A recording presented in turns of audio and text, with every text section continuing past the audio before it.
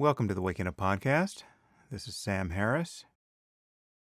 Well, I have a bit of housekeeping to do today. First, I want to call your attention to a delightful hoax perpetrated by the philosopher Peter Boghossian and the mathematician James Lindsay. They have co-authored things together, and they have perpetrated a Sokal-style hoax. I don't know if you recall the Sokal hoax. That was about 25 years ago or so, but Alain Sokal, not actually sure how you pronounce his name in French, but Alain Sokal is a physicist who perpetrated a hoax on the journal's social text. It was an amazing hoax where he wrote pure gibberish about the postmodern meaning of quantum mechanics, and it was accepted and published to quite devastating effect. And Peter and James have done something similar here with the whole field of gender studies. They've published a paper titled "The Conceptual Penis as a Social Construct." And there is some delightful stuff in here. It really is a hilarious piece of satire. Here's a taste of the language. Quote, "We conclude that penises are not best understood as the male sexual organ or as a male reproductive organ, but instead as an enacted social construct that is both damaging and problematic for society and future generations. The conceptual penis presents significant problems for gender identity and reproductive identity within social and family dynamics, is exclusionary to disenfranchised communities based upon gender or reproductive identity, is an enduring source of abuse for women and other gender-marginalized groups and individuals, is the universal performative source of rape, and is the conceptual driver behind much of climate change." End quote. I'll give you a little more of the language here. "Inasmuch as masculinity is essentially performative, so too is the conceptual penis. The penis, in the words of Judith Butler, quote, can only be understood through reference to what is barred from the signifier within the domain of corporeal legibility." Butler, 1993. I don't know if that's a real quote or not. Apparently they made up a bunch of their sources and quotes. Continuing with their text. "The penis should not be understood as an honest expression of the performer's intent should it be presented in a performance of masculinity or hypermasculinity. Thus, the isomorphism between the conceptual penis and what's referred to throughout discursive feminist literature as, quote, toxic hypermasculinity is one defined upon a vector of male cultural machismo braggadocio, with the conceptual penis playing the roles of subject, object, and verb of action. The result of this trichotomy of roles is to place hypermasculine men both within and outside of competing discourses, whose dynamics, as seen via post-structuralist discourse analysis, enact a systematic interplay of power in which hypermasculine men use the conceptual penis to move themselves from powerless subject positions to powerful ones." And then they reference Foucault there. This is utter nonsense. This was written to be completely impenetrable. And yet it was published in a peer-reviewed journal. They apparently had 2 expert reviewers who deemed this worth publishing. And then there's this delightful bit about manspreading. Quote, "It is also observable in the hyper-male performative behavioral trope of, quote, manspreading, that is, inconsiderately spreading his legs too widely in public, for example, on public transport such as planes, trains, and automobiles, especially subways and buses. The usual excuse given for manspreading is centered directly in the conceptual penis as a male social discourse. The anatomical penis and testicles are attributed as needing space in order to facilitate the male individual's, quote, comfort. This behavior, seen from the perspective of the conceptual penis as a performative social construct, is clearly a dominating occupation of physical space, akin to raping the empty space around him. That is best understood via the machismo braggadocio isomorphism to toxic hypermasculinity." Perkins, 2015. This is glorious. Okay, this final bit linking the conceptual penis to climate change. Climate change and the conceptual penis. This is section 2.2 of the paper. "Nowhere are the consequences of hypermasculine machismo braggadocio, isomorphic identification with the conceptual penis, more problematic than concerning the issue of climate change. climate change is driven by nothing more than by certain damaging themes in hypermasculinity that can be best understood via the dominant rapacious approach to climate ecology, identifiable within the conceptual penis. Our planet is rapidly approaching the much warned about 2 degrees centigrade climate change threshold, and due to the patriarchal power dynamics that maintain present capitalist structures, especially with regard to the fossil fuel industry, the connection between hypermasculine dominance of scientific, political, and economic discourses and the irreparable damage to our ecosystem is made clear. Destructive, unsustainable, hegemonically male approaches to pressing environmental policy and action are the predictable results of a raping of nature by a male-dominated mindset. This mindset is best captured by recognizing the role the conceptual penis holds over masculine psychology.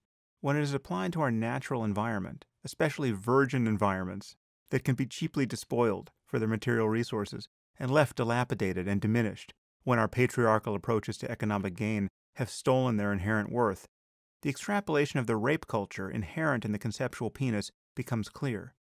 At best, climate change is genuinely an example of hyper-patriarchal society metaphorically man-spreading into the global ecosystem. Oh my God.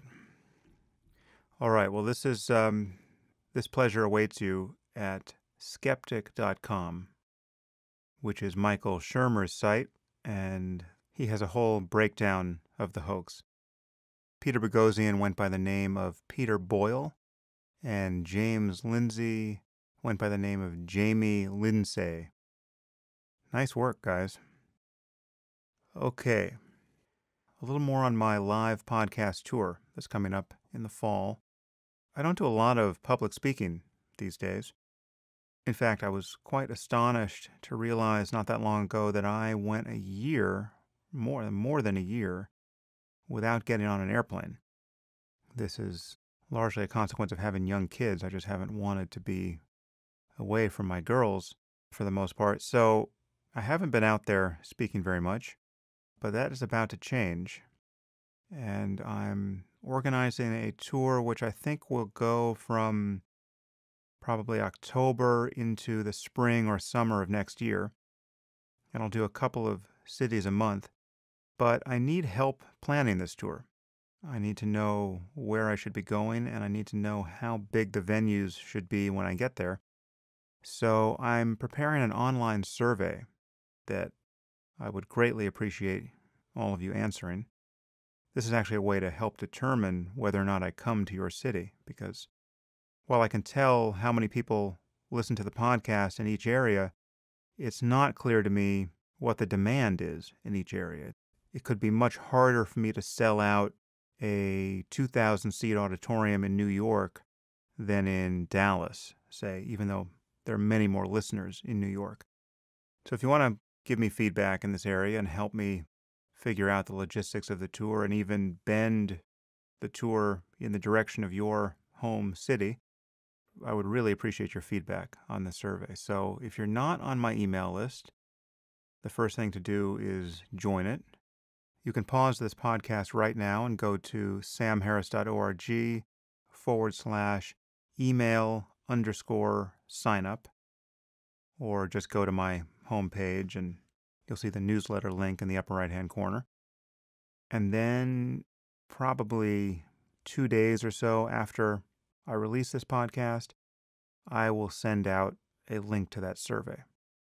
And I will also put a link to that survey on my blog where I embed this podcast. I have a few other events coming up. It looks like I'm going to be in Vancouver in early November, perhaps with Richard Dawkins and Lawrence Krauss. I'm not sure if they've confirmed yet. And just as with my podcast tour, I'm now making it a requirement of any speaking event that I sign on to that I get to notify podcast supporters early and give them access to tickets before they go on sale to the general public. And I think in the general case, it'll be a week or so before. Obviously, there's some places where I can't do this. I couldn't do this at the TED conference, or it wouldn't make sense to do it at a college where students have to get priority. But wherever possible, I will make this demand because it's a way to give back to all of you who are supporting the podcast. When Richard Dawkins and I had our events in Los Angeles, I think the first one sold out in 24 hours, and the second one sold out in a day or two after we announced it. So, depending on the city, the opportunity to get tickets to events can be pretty limited. So, it strikes me that for those of you who actually want to get to a live event, getting early information is occasionally a fairly good perk. So, I will do that wherever possible. And finally, this was a week of some controversy for me. There was an article in Vox written by Richard Nisbett, the psychologist, and a couple of other scientists, which has been spread around quite a bit, attacking me and Charles Murray for our podcast. And it did this in terms that were not entirely unexpected. I knew that when I invited Charles on my podcast and had a cordial conversation with him, I was going to get some blowback, and here it is. The article really seems beneath responding to, from my point of view, but for the fact that it has been amplified to the degree that it has. I saw the editor-in-chief of Vox, who published it, Ezra Klein, spread it around on social media. He has a very large platform. And the whole attitude, both of the article and of the subsequent discussion of it, is to brand us explicitly as racialists, which means racist, of course, and pseudoscientists, giving voice to our white supremacy. And the arguments in the article, such as they are, rely on simply ignoring or distorting what we actually said in the podcast. So this is all very frustrating. When I saw Klein tweet about this, talking about how easy the science was to dismantle and how dangerous it was to give a platform to someone like Murray, I invited him to come on this podcast to enlighten me. And I don't know if he's going to take me up on that. We have an email exchange underway. He wrote to me and I wrote back to him. Many of you have called my attention to the Vox article, seeming to think that it required a response. There's so much wrong with it. It really doesn't. But I feel like the larger issue of just how difficult it is to have a civil conversation about facts that are politically charged or potentially so, that does require further conversation, and that's in large measure becoming the purpose of many of these podcasts. So I'm open to speaking with Ezra. He seems like a reasonable guy, and I hope some good would come of it. But I'll give you a sense of what I said to him. I can't read you his email because it's private, but I can read you parts of my response to it. And that contains the following. The conversation I propose we have wouldn't be narrowly focused on the science of intelligence. I stand by what I said in my intro to the Murray podcast. The science that I claimed was uncontroversial is in fact uncontroversial. What I propose we discuss is this atmosphere wherein many otherwise sane and ethical people reliably become obscurantists and attack anyone who demurs as an enemy, fit only to be silenced. However, I doubt any such discussion could be had with the authors of the paper you published. It is a shoddy piece of work, and they appear to be part of the moral panic I was describing. Again, my desire to speak with Murray was not based on a prior interest in the genetic basis of intelligence, much less a fascination for racial differences in intelligence. Rather, it was out of my growing concern for how fraught our conversations on politically charged topics have become. The publication of this paper has simply added more fuel to the machinery of defamation that I've been trying to resist. Then I called Klein's attention to a paragraph in the paper that is emblematic of its quality. I'll read this paragraph to you, just so you can see how a ideological knee-jerk reaction works its way into the brains of one's critics. Here it is from their paper. The consensus, he says, is that IQ exists, that is extraordinarily important to life outcomes of all sorts, that it is largely heritable, and that we don't know of any interventions that can improve the part that is not heritable. The consensus also includes the observation that the IQs of black Americans are lower, on average, than that of whites. and most contentiously, that this and other differences among racial groups is based, at least in part, in genetics. End quote. And then I wrote to Klein, read that last phrase again, leaving IQ aside for a moment. Are the authors really suggesting that, quote, other differences between racial groups are not based, at least in part, in genetics? Is it really, quote, most contentious to say that a person's skin color is based, at least in part, in genetics? You must see the problem with this sort of writing and thinking. And more generally speaking here, clearly the taboo is for psychological traits, right, that are partly heritable and that have their basis in genetics. This is so sloppy. And the sloppiness extended to things that you would not think were possible. I mean, for instance, the authors attack me for not raising the Flynn effect with Murray as a challenge to the idea that there isn't a massive environmental contribution to IQ differences across races. The Flynn effect, as you might recall, is the fact that IQs have been improving about 3 points or so, decade after decade, over the last century of testing, and then the tests have to be renormed. And there's a quote from Flynn himself who said, one way of thinking about the black-white difference is that the black community is where the white community was in 1948, say. They claim that I never raised this with Murray, and what a terrific editorial and moral and intellectual lapse that is. Well, of course, I raised that exact quote with Murray for that reason, and we spoke for 5 minutes about the Flynn effect. And Murray is the person who named the Flynn effect after Flynn in the bell curve. And in any case, we now know that the Flynn effect does not raise the components of IQ that differentiate whites and blacks. And I believe Flynn himself now acknowledges the difference. So this is at best, an uninformed summary of our current understanding by the authors of this Vox paper. But I think that's probably too charitable an interpretation of what happened here. Surely they know that their use of the Flynn effect here is specious. And again, what makes this so obnoxious and unprofessional is that the purpose here is to defame Murray and myself as racist pseudoscientists. The point is not to have an honest and open-ended conversation about facts. The point is to convince academic institutions not to invite someone like Murray to speak.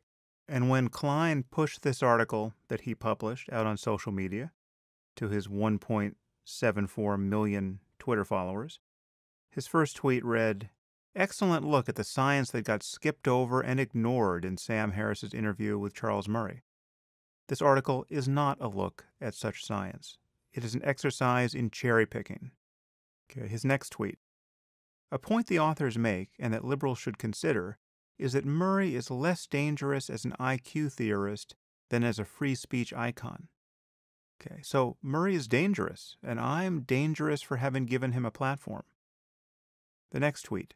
"His IQ work is easily challenged." This is the one that got to me and got me to invite him on the podcast. "His IQ work is easily challenged, but if promoting it is recast as intellectual courage and commitment to free speech, that's disastrous." Okay, well, as I told Klein, and I would like all of you to understand, I have heard from many scientists and public intellectuals whose names you would recognize and who don't have a racist bone in their bodies celebrating my conversation with Murray and lamenting how he's been treated all these years. And they will not come out in public for fear of having their names dragged through the mud. This is the environment in which we're now living. This is the problem of social taboo and moral panic that I'm trying to tackle on this podcast. And it's a problem that Klein and the authors of this paper are inflaming. They're on the wrong side of this. I'll give you one more piece of the email exchange here because it's relevant, and it is relevant to today's podcast. I'm responding to the Klein's claim that the issue is way more complex than Murray and I painted it. And I say, it is certainly more complex than the straw man the paper's authors constructed. No one is talking about a single gene for intelligence. And neither I nor Murray deny that the environment contributes to differences we see across groups and between individuals. In fact, we use the same analogy to height that the authors used. Height is highly heritable. This is another example of they attack us with analogies that we ourselves have used, right? I mean, it's astonishing that this thing got published. I wonder if Nisbet's next paper is going to be about the conceptual penis. Anyway, back to my email with Klein. In fact, we use the same analogy to height that the authors used. Height is highly heritable, but you can surely stunt a person's or a whole population's growth through malnutrition. So merely seeing a group of short people, one can't be sure to what degree the environment determined their height. And yet it remains a fact that if a person doesn't have the genes to be 7 feet tall, he won't be.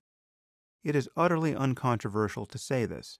It is also utterly uncontroversial to say that while there may be many ways to prevent a person from reaching his full intellectual height, if he doesn't have the genes to be the next Alan Turing, he won't be that either. Among the many uncontroversial facts of the Vox paper elides is that once we make environments truly equivalent, equally enriched, stable, motivating, etc., any difference we notice between people or between groups will be due to genes. I'm going to say that again so it just doesn't get lost. Once we make environments truly equivalent, there's no question that would be a good thing to do. We want everyone to have the same enrichment and opportunity, right? But once we do that, any difference we notice between people and between groups will be due to genes. What's more, now back to my text, what's more, we should expect such differences for most things we care about, along with most things we don't care about. It would be a miracle if the mean value for any heritable trait were precisely the same across two genetically distinct populations, generation after generation. Does this matter? I don't think so. As Murray and I spelled out repeatedly, we still need to treat people as individuals. This is not a, quote, anodyne claim meant to conceal our white supremacy, as the authors suggest, but the only ethical and reasonable thing to do. The authors write as though any proven genetic difference in intelligence between races would be morally and politically catastrophic. And so the only remedy is to lie about the state of our knowledge and defame anyone who's not taken in by these lies as a racialist, really racist, who is peddling, quote, pseudoscience, end quote. And all of this is relevant to today's podcast in a few ways. First, today I'm speaking with Siddhartha Mukherjee, who is a physician and scientist who focuses on the genetics of cancer. And he's written this wonderful book, The Gene, which talks about the history of our coming to understand genetics and what the future holds. And one thing the future holds is, whether we like it or not, we will be finding out things about ourselves and about whole populations that are potentially very charged politically. Almost everything about us, with the exception of superficial features of our lives, like what language you are taught when you're a child, or what clothes you wear, or what food you eat, right? But almost everything about us that is really about us, and this includes much of our psychology, things like intelligence and personality traits like extroversion versus introversion, or conscientiousness, stuff that is at the core of our personality, sexual orientation, all of this is in large measure based on our genes. We know this. This is no longer up for grabs. So insofar as we continue to understand ourselves through biology, we will discover things like a different rate of expression of the relevant 100 genes for intelligence, in this case, in different populations. Again, it would be something akin to a miracle if everything we care about that is genetically heritable, to any degree, were tuned to exactly the same level across populations, right? That is the mean of a population. I'm not speaking about specific individuals. We should expect all populations to overlap significantly, right? So you can find individuals in any group who are extremely high or extremely low in one trait or another. Again, this is something that Murray and I spelled out at great length. The only appropriate response to this deluge of knowledge that is coming is to make a good faith effort to talk about it honestly and to realize that our goodwill toward one another and our political goals and our concern for human rights is not vulnerable to these facts. It need not be, right? We don't need to cower in fear in the face of facts. I'll give you an example that is trivial, right? But this is the sort of thing that hysterics could make much of. So recently it was revealed, I don't know the state of this research now, but this is a couple of years old.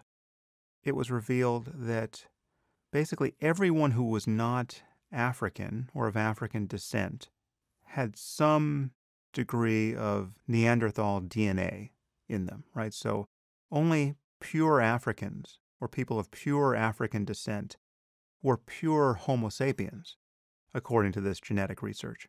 Again, I don't know if there have been any caveats issued since, but that was the thesis when it was published a couple of years ago. Now, I found this delightful. I made some jokes about it on Twitter. It obviously cuts against a white supremacist, racist narrative. I mean, you can actually say that only black people are 100% human on the basis of this. All right, that's great. But imagine if it had been the other way, right? And you had white supremacist nitwits like Richard Spencer talking about how, now we know why black people are inferior. They're part Neanderthal. We cannot worry about that stuff. Okay, it could have come out either way. Our obvious goal should be to maximize human opportunity across the board. And the master algorithm here is to treat people as individuals. Identity politics is going to be the end of us. That is a moral and intellectual dead end. So we have to find some way of breaking this spell. And you can flip this around. Well, this is one thing I said to Klein in my email.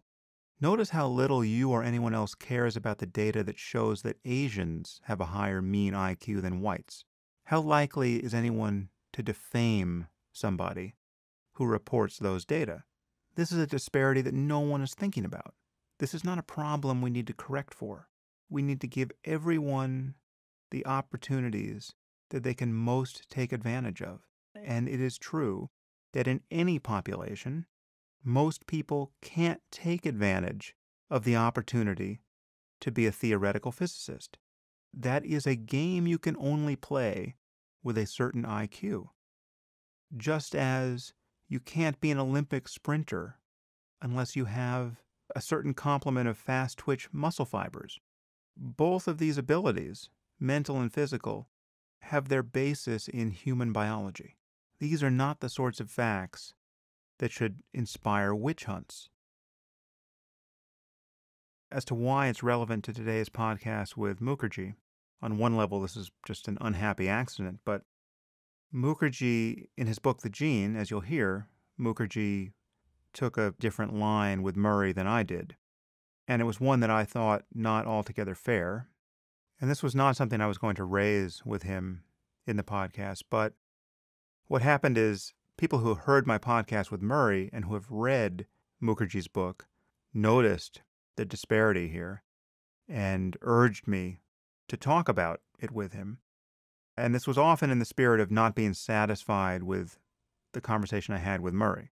They wanted me to get Mukherjee's skeptical take on Murray in the podcast.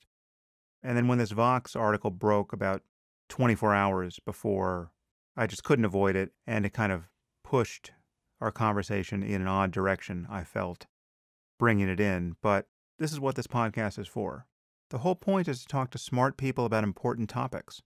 And sometimes these conversations get pushed in a direction that is contentious, and we work it out or don't, right? And then we can do a post-mortem on the failures. But this conversation today was by no means a failure.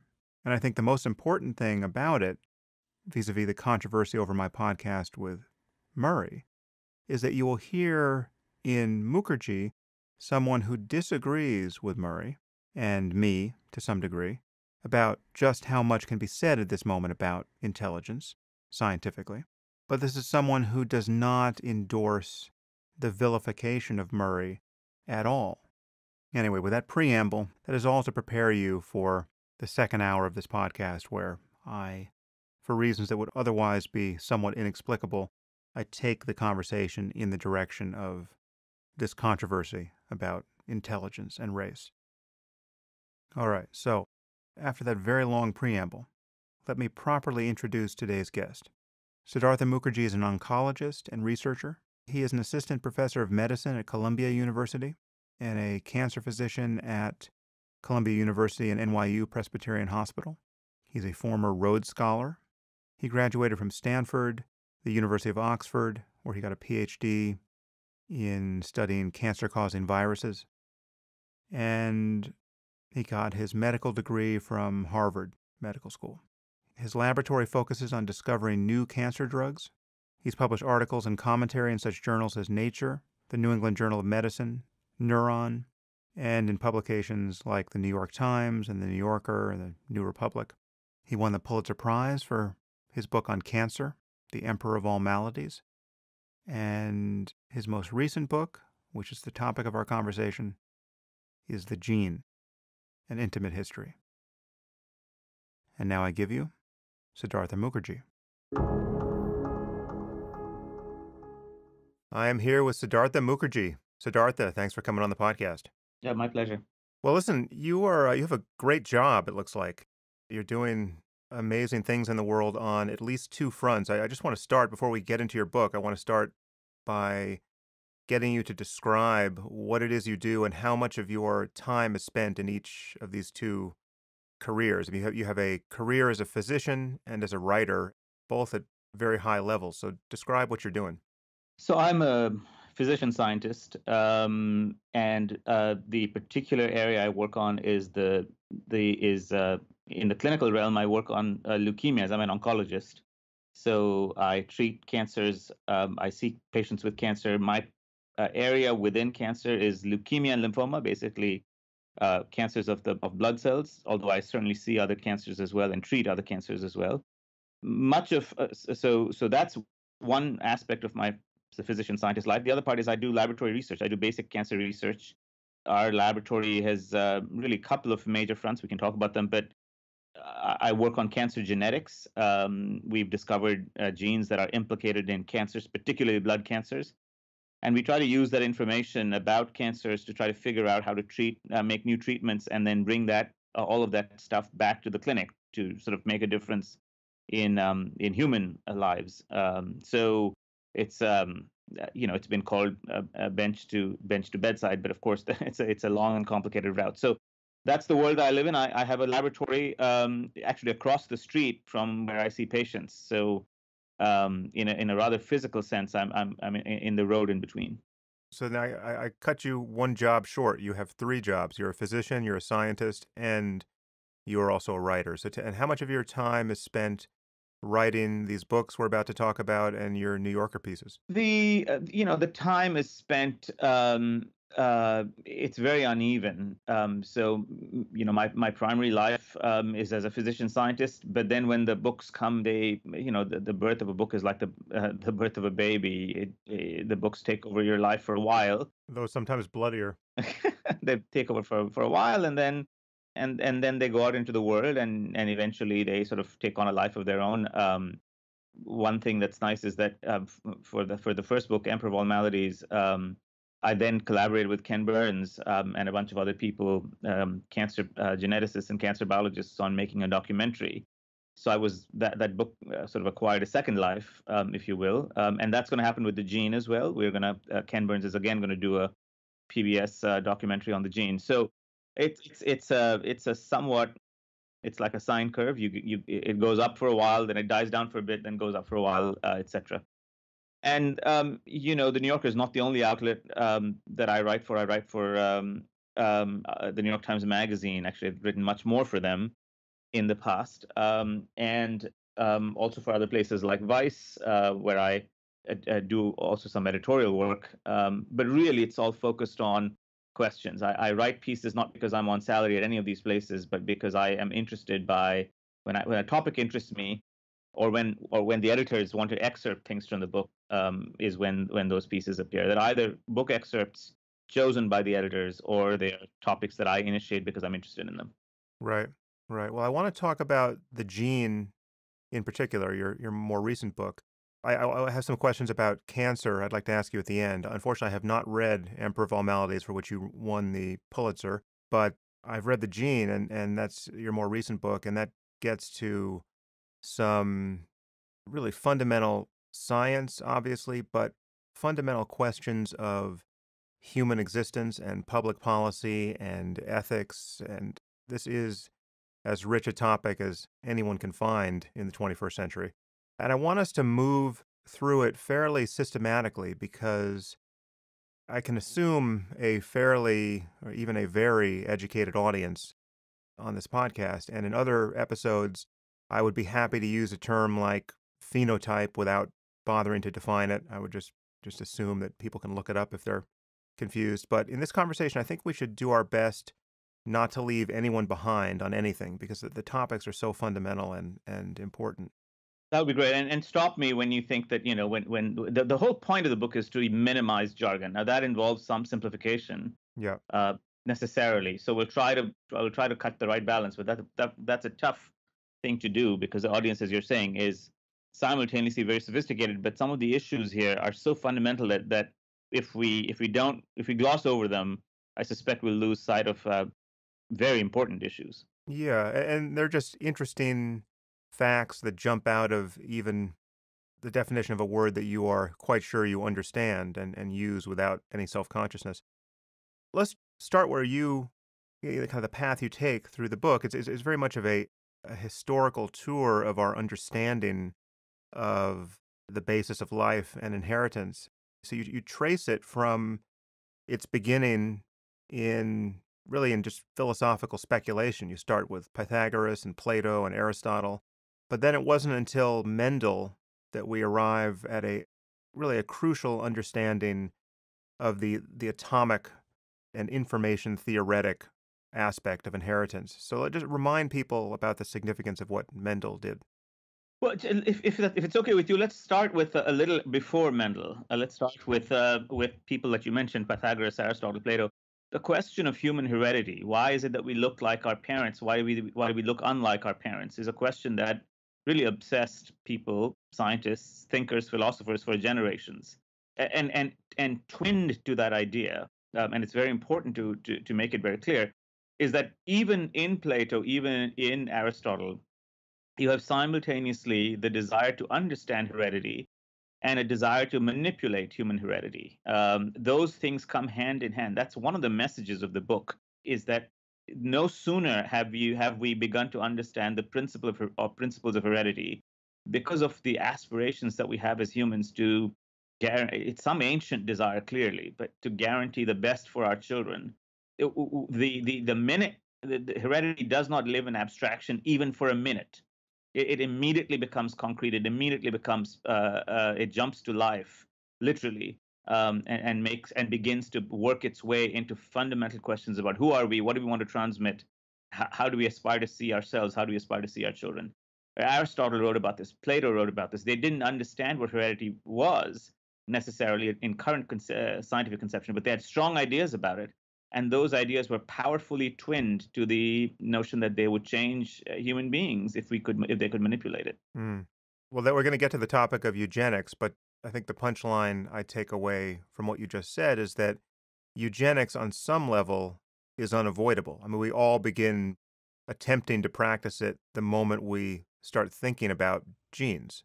That's exactly the point. The point is that the aspirations to manipulate genes come directly out of some ancient human desire, which is very related ultimately to, as I said, wanting the best for yourself and your children. And we see this pattern recurring over and over again in this book. In fact, it's obviously one of the drivers in this book, is to realize that, it's not as if in 2017 we've all of a sudden ascended to some kind of higher plane where we've been able to somehow divorce or cut our understanding of genetics from our desire to manipulate it. In fact, it's only been amplified. We'll come to these topics, but it's important to underscore them right from the beginning. So on to Mendel. Mendel is an important, interesting character in this book. The first version of the book didn't begin with Mendel, but I thought that, and I'll talk to you about how I reorganized some of these issues. But Mendel is, of course, is a very, for me, the most obvious way to begin this story. And that's because even though Mendel didn't coin the word gene, he performed experiments that allowed him to get to the concept of the gene. Now, who was Mendel? Mendel was a monk. We know, I've been to Brno. I've looked through, whatever papers there are on Mendel, some of them in translation, some of them I had translated from the original Germans. Mendel was a monk. He lived in what is now the Czech Republic. Most of his lifetime in a city called Brno, which was a city center, a relatively active place. He lived most of his life in a monastery, and attached to that monastery was a garden. Mendel, the monk, like many other monks, parsons, natural people who certainly were part of the clergy, was interested in questions of natural science. He was also a natural scientist. And he was an Augustinian. In fact, many Augustinians trained in botany, they trained in biology, they trained in geology, and Mendel was carried this tradition forward. And the question that Mendel asked was a very simple question, which is, if you take hereditary traits that move across generations, what is the pattern of that movement? Is it that these traits, once you mix them together, do they blend like a Waring blender, or is there something about them or is there something different about them? Now, interestingly, the dominant theory in Mendel's time was this Waring blender kind of theory. This idea that and in fact, it makes some intuitive sense. Your height is some kind of average between your mother and your father. The shape of your nose or the color of your hair is often some kind of average. So it makes a lot of intuitive sense. But of course, it doesn't make entire intuitive sense, because if that was true, you couldn't explain gender. Gender is not the average of your two parents. Every generation somehow seems to retain the information about male physiology and female physiology, male anatomy and female anatomy, and then seems to be able to regenerate this information. So even the most obvious, if you think about it for a second, there was a problem there. You had to explain these two peculiar contradictions. Mendel doesn't write about these contradictions. He went straight into the experiments, and his experiments. Mendel's genius was to boil the experiment down to a very simple idea, which is, if you take two traits and you've bred them to be true in an organism, two strains of organisms, what happens when you mix them? What happens in the first generation? What happens in the second generation? And what he found was astonishing. What he found was that if you did this experiment with peas, that these traits seem to behave in a very odd manner. First of all, they did not blend. One trait became dominant over the other.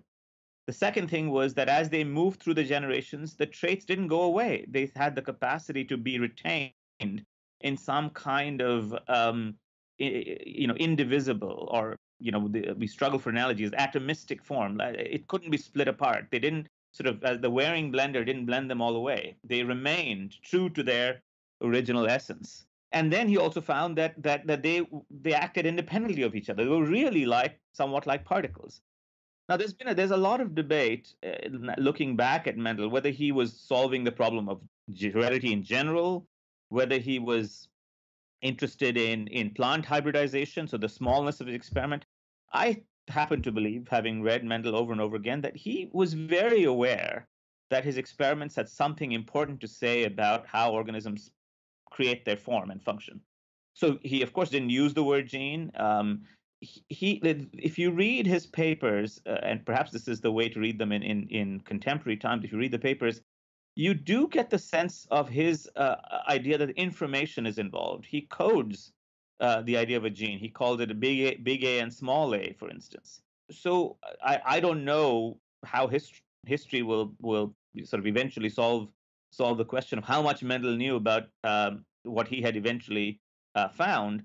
But certainly, to my reading, there's a strong hint that number one, Mendel understood that what he'd found was very consequential, that traits did not move in this wearing blender form, but in fact had a kind of, again, we struggle with modern words for this, but had a kind of atomic quality about them. They were indivisible, they were particulate, and they moved across generations in whole, in wholesome, in a kind of whole form. And that was the basic, and they followed. And this is an important piece as well. They followed mathematical laws and ratios. Which would be very tough to capture if you were just sort of blending everything together. Well, there's one way to solve that problem. We can clone some of that DNA that was left on those manuscripts and raise the resulting human being in a monastery near a pea garden and then ask him what he's thinking. Well, to me, what's interesting about all of this is that I was at a conference recently, and one of the things that I tried to do was to remind people of the exact dimensions of that garden. And of course, it is strikingly small. It's about the size of 3 rooms, and from those 3 rooms springs all of this discussion today about gene cloning and ethics and et cetera, et cetera. So Yeah, it's remarkable. So let's talk a little bit about what we now know that Mendel didn't, and essentially the basics of information flow in biological systems. So you have genes to RNA to amino acids to proteins. Just remind listeners of that sequence a little bit. there are 2 ways you can think about the information flow. One way is that genes encode instructions. They usually encode instructions they instruct the formation of RNA. This RNA itself can give rise to important functions in cells and bodies. But also, this RNA then gets translated into proteins, which are strings of amino acids that can be even further chemically modified, but are fundamentally strings of amino acids. And these strings of amino acids ultimately are responsible for much of the form and function that we see in living organisms. So there's information transfer. You can think about genes as the master code of instructions, the RNA as a kind of soft copy. Although, as I said, it itself has important functions. It itself can carry out much of the important functions, and that RNA is translated into proteins, which are responsible for most of what we know about features and functions of organisms. So that the color of your hair, the color of your eyes, the signals that go between cells that instruct cells how to be and what to be. Many of these are either proteins themselves or they are products that are created by proteins. There is both the protein product of genetic transcription, and then there's just the fact that some of these products also regulate the function of genes as well. So that's an important piece. The regulation of genes is a crucial piece, and it was known for a while that.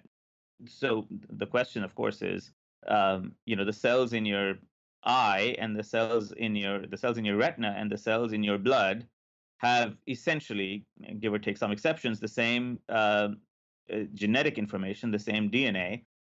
How is it that the cells in your eye or your retina are very different from the cells in your blood? And it turns out that genes are regulated. The analogy that I use is that although the symphonic score, if you were to use that analogy, the musical score is the same in the eye and in the blood. The eye cell chooses to play out certain parts of that score, and in doing so, picking out certain bars, picking out certain sections, it obviously the output of the genetic output that it has in RNA and proteins is different, and that is partly responsible for the difference between your retina and your the cells in your retina and the cells in your blood. Hmm. And there's really no clear boundary between species. When we're talking about genes as information, there's no DNA that is intrinsically human, and there was no first human. Both of those are correct, and they're very important consequences. So the fact that there is no that the genetic code seems, for the most part, there are a few, there could be minor quibbles with that sentence, but for the most part, the genetic code is identical between blue whales and bacteria and humans. First of all, that is a powerful argument for evolution. We'll set that aside for a second, but in fact, that the flow of information has been conserved across organisms across the entire biological world.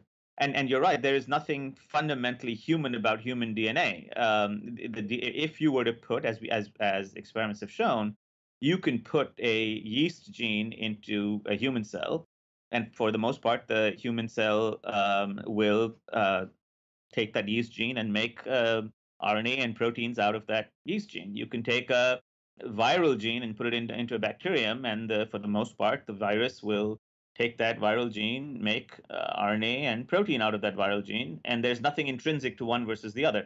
Again, there are some minor sort of scientific quibbles about what I just said, but that's for the most part true. And again, with respect to species, the boundary between species is blurry in time too. There was no moment where in the primate line, if you had a time machine, you could go back and point to the first human being.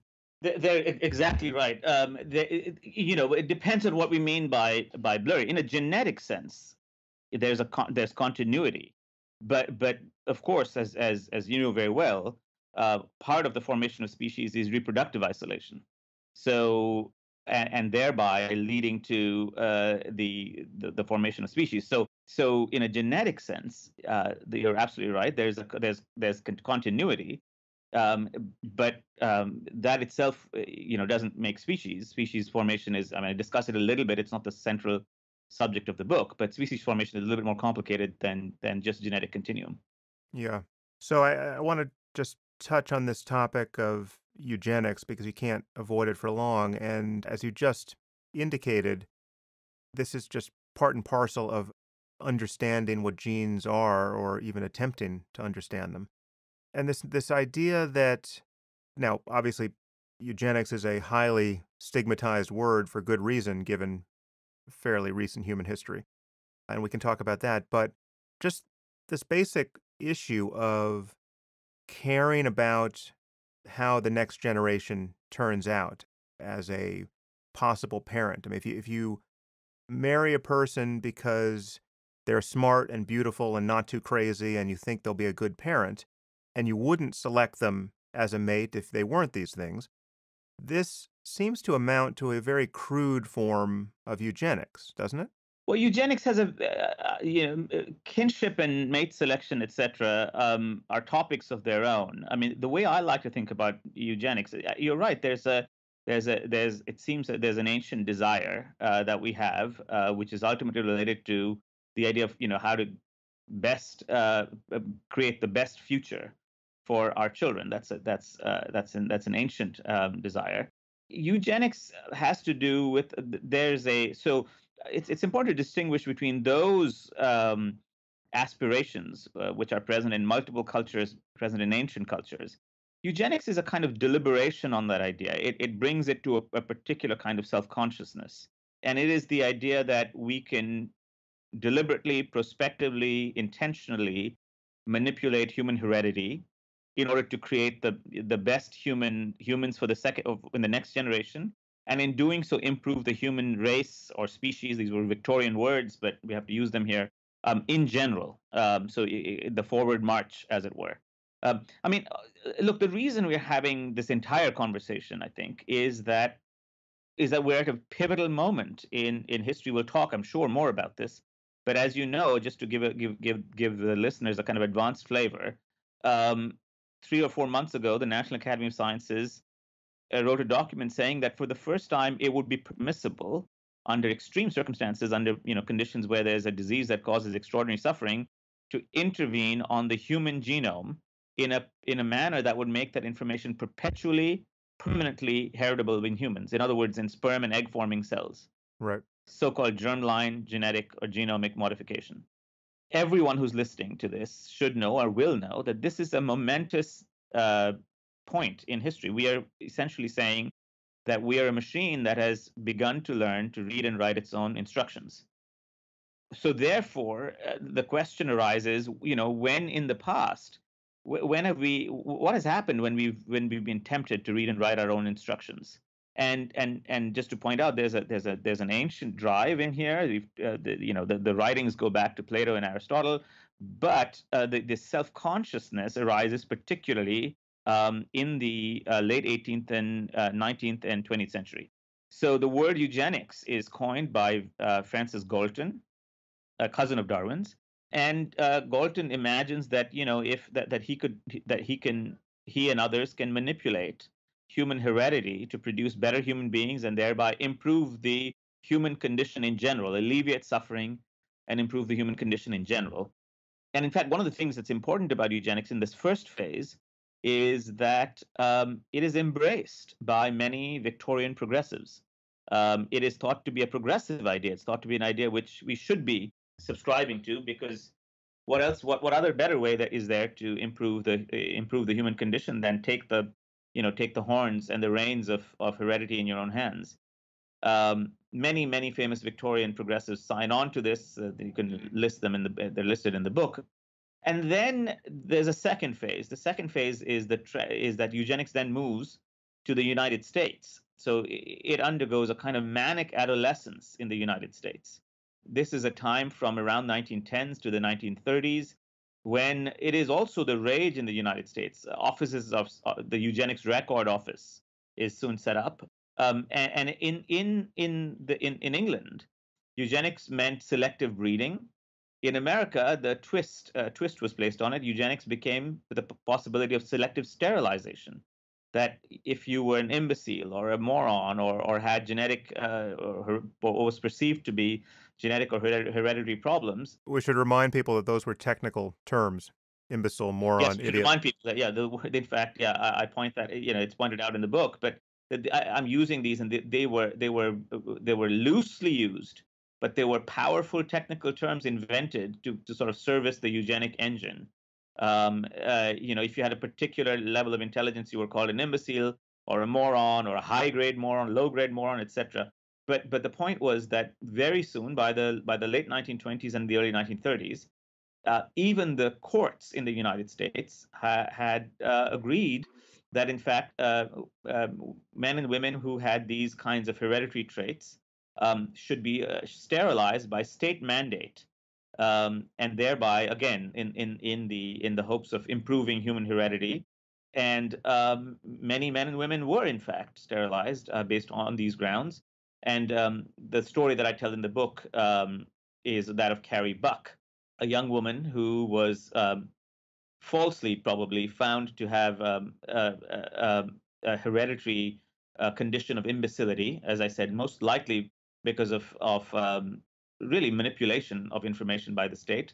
And she was forcibly sterilized. The case rose to the Supreme Court, and Oliver Wendell Holmes, the so-called judicial moderate, said 3 generations of imbeciles is enough. That word enough signals something, a kind of impatience with let's just get on with it. This is a time when better babies contests were part of a fair. You go to a railroad fair or on the playground, and there'd be a better babies contest to select the best babies, etc. There were films about sterilization in the United States. So that's the second phase.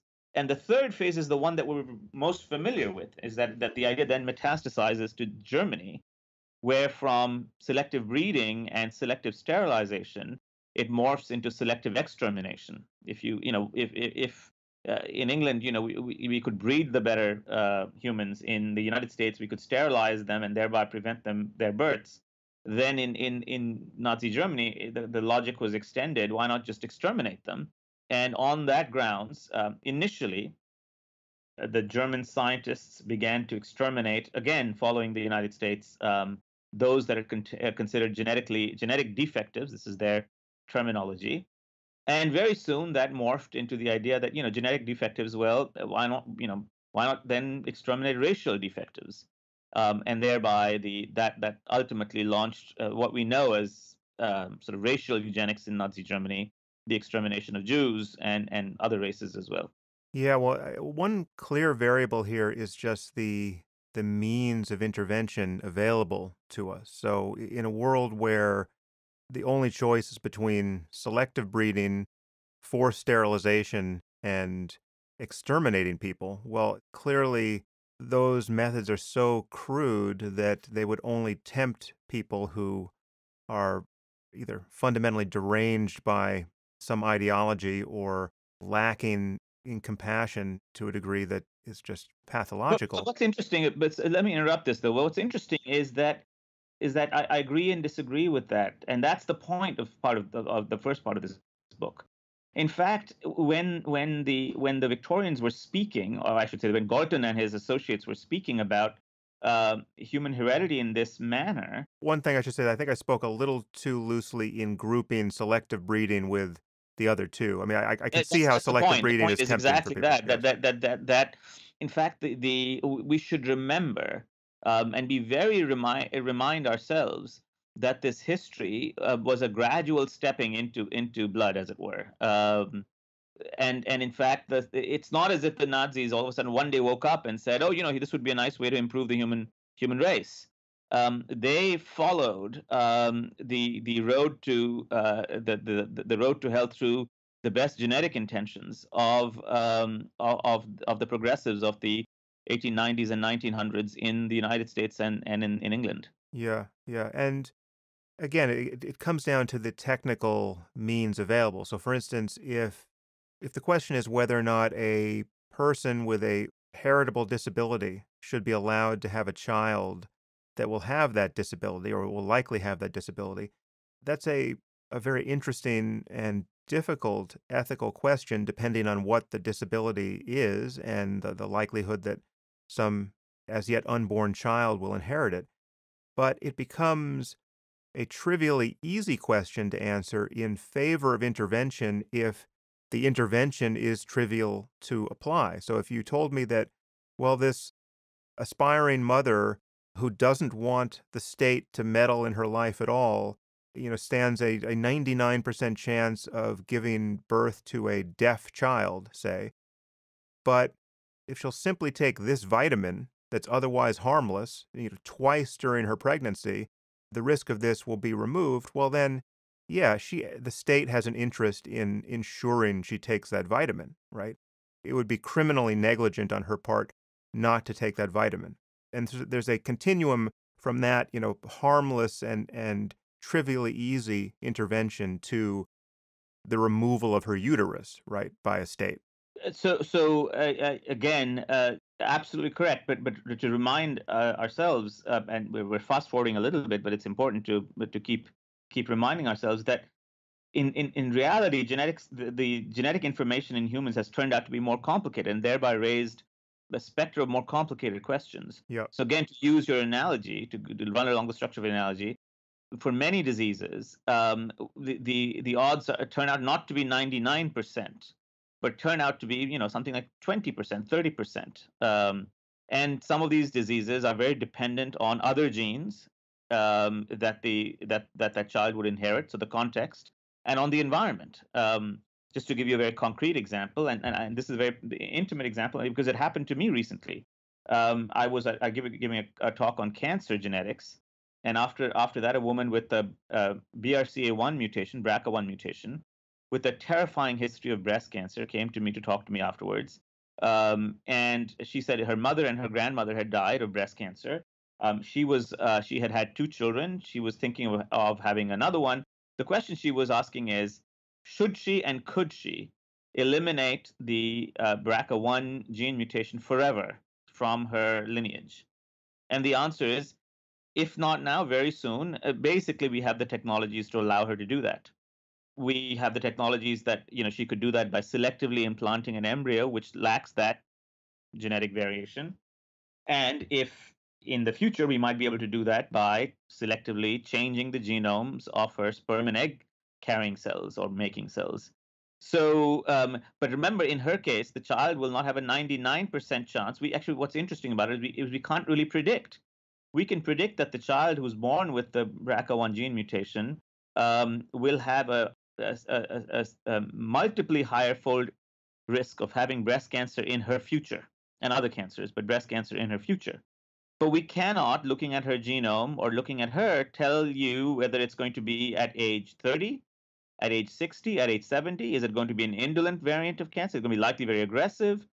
Where it's going to spread, all of this information is weirdly hidden from us. We can tell you that there is risk and there's propensity for risk. Is it a tenfold risk or something around there? Actually, I don't know what the newest numbers are for BRCA1, but let's say tenfold. Well, so unless the BRCA gene confers some other benefit that I'm unaware of, what would be the argument against eliminating it? Well, the argument is there's some arguments about it against eliminate. BRCA1 is an intermediate example. I'll give you another more extreme examples in a second. But the arguments against eliminating it right now are we don't know exactly whether we can use these technologies in a predictive way. If you think about it's in the doing, as it were.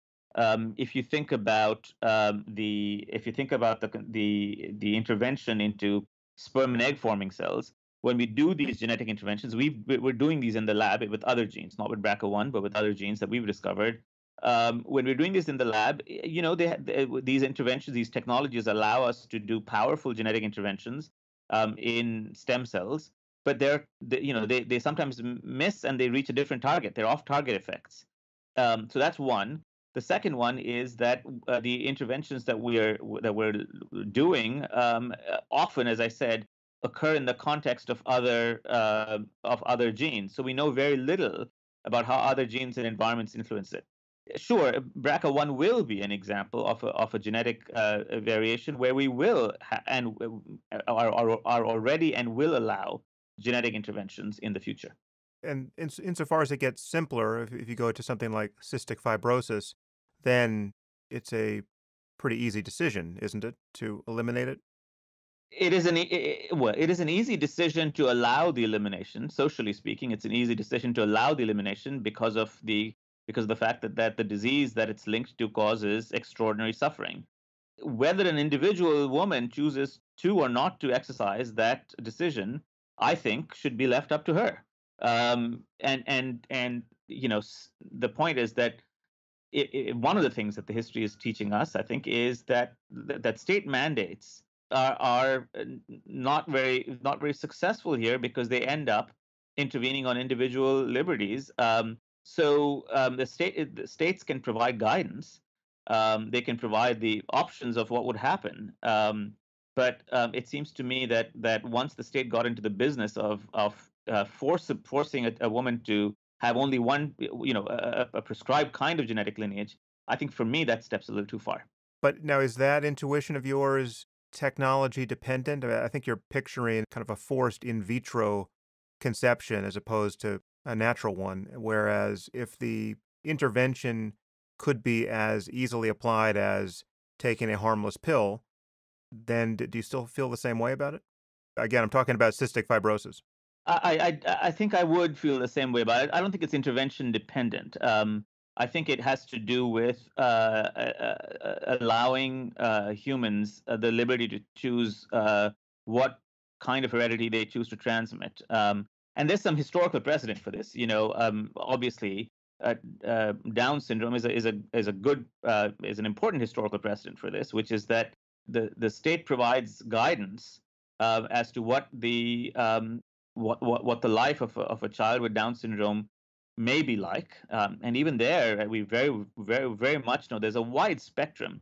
Down syndrome has a wide spectrum, but of course there are important medical consequences of Down syndrome. The state provides guidance, but it doesn't go and tell women that you can't have that child. Right. It seems to me that cystic fibrosis is a clearer case. Maybe not the clearest possible, but getting there both in the simplicity of the underlying genetics and in the cloud without a silver lining outcome. And then when you try to map it on to other ethical imperatives, so for instance, Just a reminder, I mean, this is a side note, Sam, but it's an yeah, important reminder. Just a reminder to remind us that we think that the cystic fibrosis gene variant that now causes disease was likely selected at a time when gastrointestinal disease like typhoid were rampant throughout Europe, and that gene variant likely protected people from dying. Now, this is not. I'm not trying to be wax eloquent about a history that's long past. We are most countries in the West do not have these threats of typhoid, but just a reminder that these gene variants were in some cases selected for very particular environmental conditions. yeah, yeah. Well, that's a great point that I actually want to get to in a slightly different context because that presents a fascinating limitation on our ability to use this technology, even if we get our heads straight ethically. But I'm just thinking back to the to this particular intervention, the feeling that I should oblige my children to wear seatbelts, whether they want to or not, and whether I want them to or not, and that the state has an interest in my doing that because it's not much fun to see needlessly injured or dead children show up at the ER day after day when they could have just been wearing a seatbelt. Why isn't there a Why isn't there a seatbelt law for genetics? yeah, seatbelt law for unborn children on some level? Again, when the I think that you're pointing out exactly the reason. The because seatbelts are we do not we our aspirations and personhood are not linked in the same way to seatbelts as they are to heredity, and that may be because of vast cultural reasons. It may be because of an enormous particular interest in heredity, but we have carved out a special place within ourselves, within our cultures, that says, look, the autonomy that we have around heredity is an autonomy that should be respected unless there are truly extraordinary circumstances. And even when there are extraordinary circumstances, I've taken care of many children with Down syndrome who have leukemia. In fact, this is one of the terrifying things that happens. And so there is no doubt that that is an extraordinary circumstance and there's extraordinary suffering involved. But even in such cases, we've decided, partly because of the history and partly because of the special place we've carved out for our aspirations around heredity, to provide strong guidance, but not step beyond the lines of strong guidance. We've left it to individuals. it's just a fascinating area ethically, which I haven't thought as much about as I would like. Because just in hearing you say that now, it really is we're privileging the aspirations of the parents over the experience of their future children in a way that wouldn't make a lot of sense if the children already existed. Well, so, yeah, so there are several philosophers and biologists and geneticists who are grappling with this question now. So, to what extent you have to take into account the unborn voice of the child? It really is it's a fascinating and important debate. But the point here being that I've given you my perspective on this, but the point here being that this debate will become Yeah. increasingly central as we learn to read and write genomes more and more. Right now, we are in a kind of learning phase, a steep learning phase of reading and writing. We are like the child who's just begun to discover the language. So again, to remind ourselves, if your genome was written out in standard print, your genome, Sam, would be 70 or 80 full sets of the Encyclopedia Britannica. It would fill your whole house. Um, we are beginning to learn. Of course, you now know through gene sequencing that in fact the active parts of that encyclopedia, not the entire encyclopedia, but the active parts of the encyclopedia, you can obtain the sequence for about $2,000 odd. The first one, the full sequence for the first human was about 3 billion. That was in 2001. The prediction, I just came back from a conference in Seattle. The prediction is that it'll fall down to about $300 per person, not the full genome, but the active parts of the genome. So reading and writing that information, reading it in the sense understanding what that code predicts for the future, and writing it, understanding how and where to intervene on it, change one word in that 70 set encyclopedia, is going to be the central question, or one of the central questions that our children will face. And the conversation we just had, to what extent should we mandate, to what extent should we dictate, are going to be questions that our children grapple with. This will, and I keep making this point, these technologies to intervene on human heredity will make the technologies that we seem to be obsessed with today, like social media, et cetera, seem like absolute child's play. They will brush them aside like a fly on a summer day, because they will get to, again, these very old human aspirations about controlling our children and ourselves. Yeah, and just to point out the technological trend you just sketched there, that's a 3 billion down to $300 to sequence a genome in about, what, 20 years? That's a 10 million fold reduction in the cost. It's incredible. And the one thing I will add to this, and maybe we'll have time to discuss this, but just to keep people current, we are currently using computational tools and human tools to inspect genomes, to read and write. And the amount of data that we've collected is quite small compared to the total amount there is. So, you know, tens of thousands of, and maybe going into the hundreds of thousands of individual human genomes. But imagine now on increasing that parent data set, and then unleashing tools like deep learning on that data set, and picking up patterns that would not be apparent to the human eye, or potentially to even standard computational ways to mine information. Imagine now, for every human being, being able to create a kind of predictive algorithm about their future. It really distorts and has an effect on how we think of ourselves. I'll give you one very concrete example. Another woman, keeping on the same breast cancer theme, another woman with the BRCA1 gene mutation has two daughters, and she told me the story. She was very concerned and got herself sequenced for BRCA1 and her two children. The two daughters are 11 and 9. So, and one of them turned out to be positive for carrying the mutation. So the question which was immediately raised to me was, these children have not even developed breasts. They are in their adolescence, and yet already the mother's relationship with one of them, and both of them, has fundamentally changed. She does not see her two daughters as the same anymore. Now imagine doing this not across one gene, but across the several thousand genes that human beings have. Parsing us in these kinds of propensities, parsing us in these kinds of probabilities, even if they're probabilistic. Um, Well, even if that's a point worth flagging because people will need to learn to think about probability in ways that are far more insightful and ethically relevant than they have been led to thus far. I mean, but we're terrible about thinking about the implications of probability, and you can give people the same probabilities in different guises. You know, the probability of a loss versus the probability of a gain, and their feelings about the scenarios completely shift, and they've been given the same information. that's been documented in psychological study after psychological study. That same idea.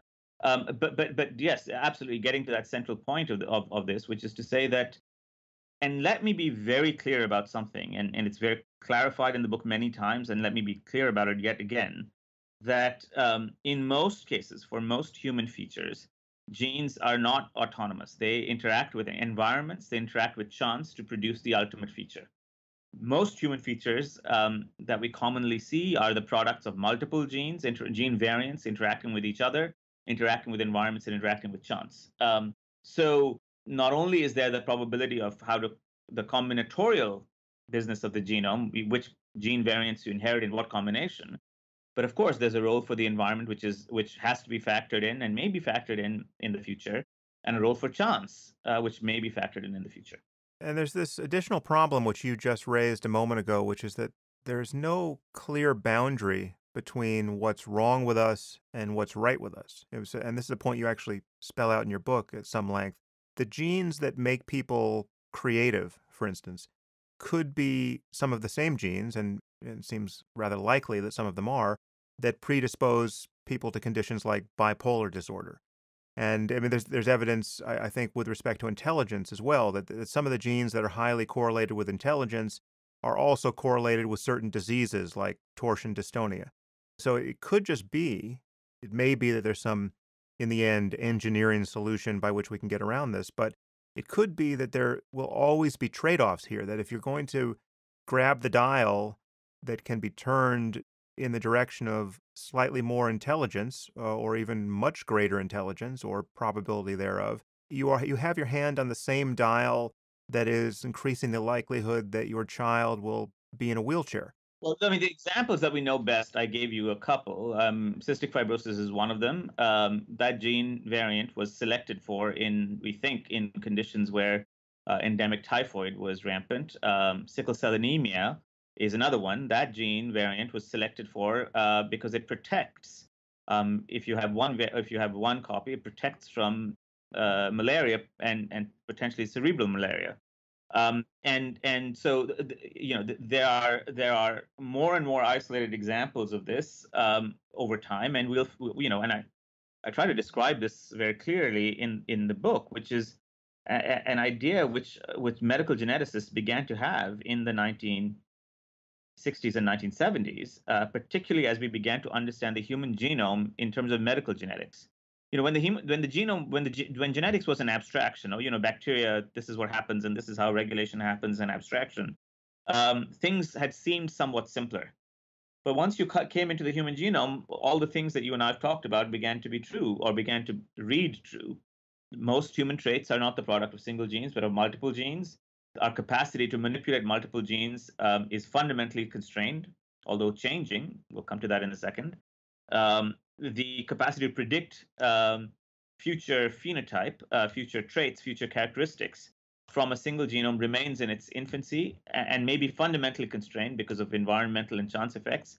And the possibility that there are trade-offs in when you select for something, that you inherently toggle the switch in one direction and toggle the switch in the wrong direction for something else, may be true for certain gene variants. Again, the moment you start talking about this, you feel the presence of various taboos all around you, and there's just this fundamental fact that people are uncomfortable hearing about the genetic basis of many things. I mean, certainly mental traits and things like mental illness, because they assume that spelling this out likely produces suffering in people and likely would lead to social policies that are counter to what we want ethically and politically. But I think we should also notice ways in which it can alleviate suffering in a very straightforward way. So you take a condition like schizophrenia, and this is something you discuss in your book. It used to be believed that this condition was produced by bad parenting, and that you had this notion of a schizophrenogenic mother. And now we know that genes play an enormous role in this disease. And I think the concordance between identical twins is something around 80%. Just imagine having been among this generation of mothers who were blamed for the mental illness of their children, and blamed in terms of a psychosexual mythology that was more or less invented out of whole cloth by Freud. I mean, it seems like a genetic understanding of a condition like schizophrenia is just a huge ethical gain, and the gain arrives almost immediately. Correct. So, although you're absolutely correct, we understand so much more, and really have evolved a kind of a sense of a deeper understanding of schizophrenia. But also, the example of schizophrenia has reminded us that in schizophrenia, particularly in familial schizophrenia, the kind that my family has, we're yet to find powerful genetic, a mechanistic understanding of the disease. It will come, I believe. But in fact, yes, it's alleviated certain kinds of ways of thinking about schizophrenia that were very incriminating and ultimately destroyed families and souls. I want to mention something you said in your TED talk, I believe, which struck me as fairly flabbergasting. You said of the estimated 1 million physiological pathways in the human body that can be targeted by medical therapies or cures for diseases, we can currently target about 250 of them. Yeah, that number came from an article which I can send you at some point of time. Obviously, it's a little bit of a guesswork there, right? So someone tried to estimate the number of biological pathways for which there are targets exist, and that number is increasing. But yes, I would say ballpark, that sounds right to me. On its face, that's a very depressing ratio, although the flip side is that it suggests an almost limitless promise of medicine in the future. I mean, if what we're doing now is just the tiniest fraction of what could conceivably be done with more or less the technology we already have, which is to say, pharmacology, you can see it one of two ways. It's either depressing or a picture of limitless promise. Sure, and this is one important piece to intervene on that, which is that there's a denominator problem, which is that the parts of that equation that are responsible for disease or can be manipulated for enhancement may be a tiny fraction to start with. In other words, much of these pathways, these proteins, these the consequential cogs and wheels, much of them might be sort of the bedrock on which human physiology and structure and form are built, and therefore intervening on them would neither enhance nor cure disease. It would basically either create a dysfunctional human being or none at all. So we don't know what fraction. It's a denominator problem. We don't know what fraction of those million odd pathways, cogs and wheels, as it were, what fraction of them are relevant in human pathology, and what fraction can be manipulated for, if you're interested in enhancement, what fraction can be manipulated for enhancement. Now, what's the state of genetic medicine at the moment? And perhaps you want to talk about CRISPR here and whether you think it will fulfill its promise.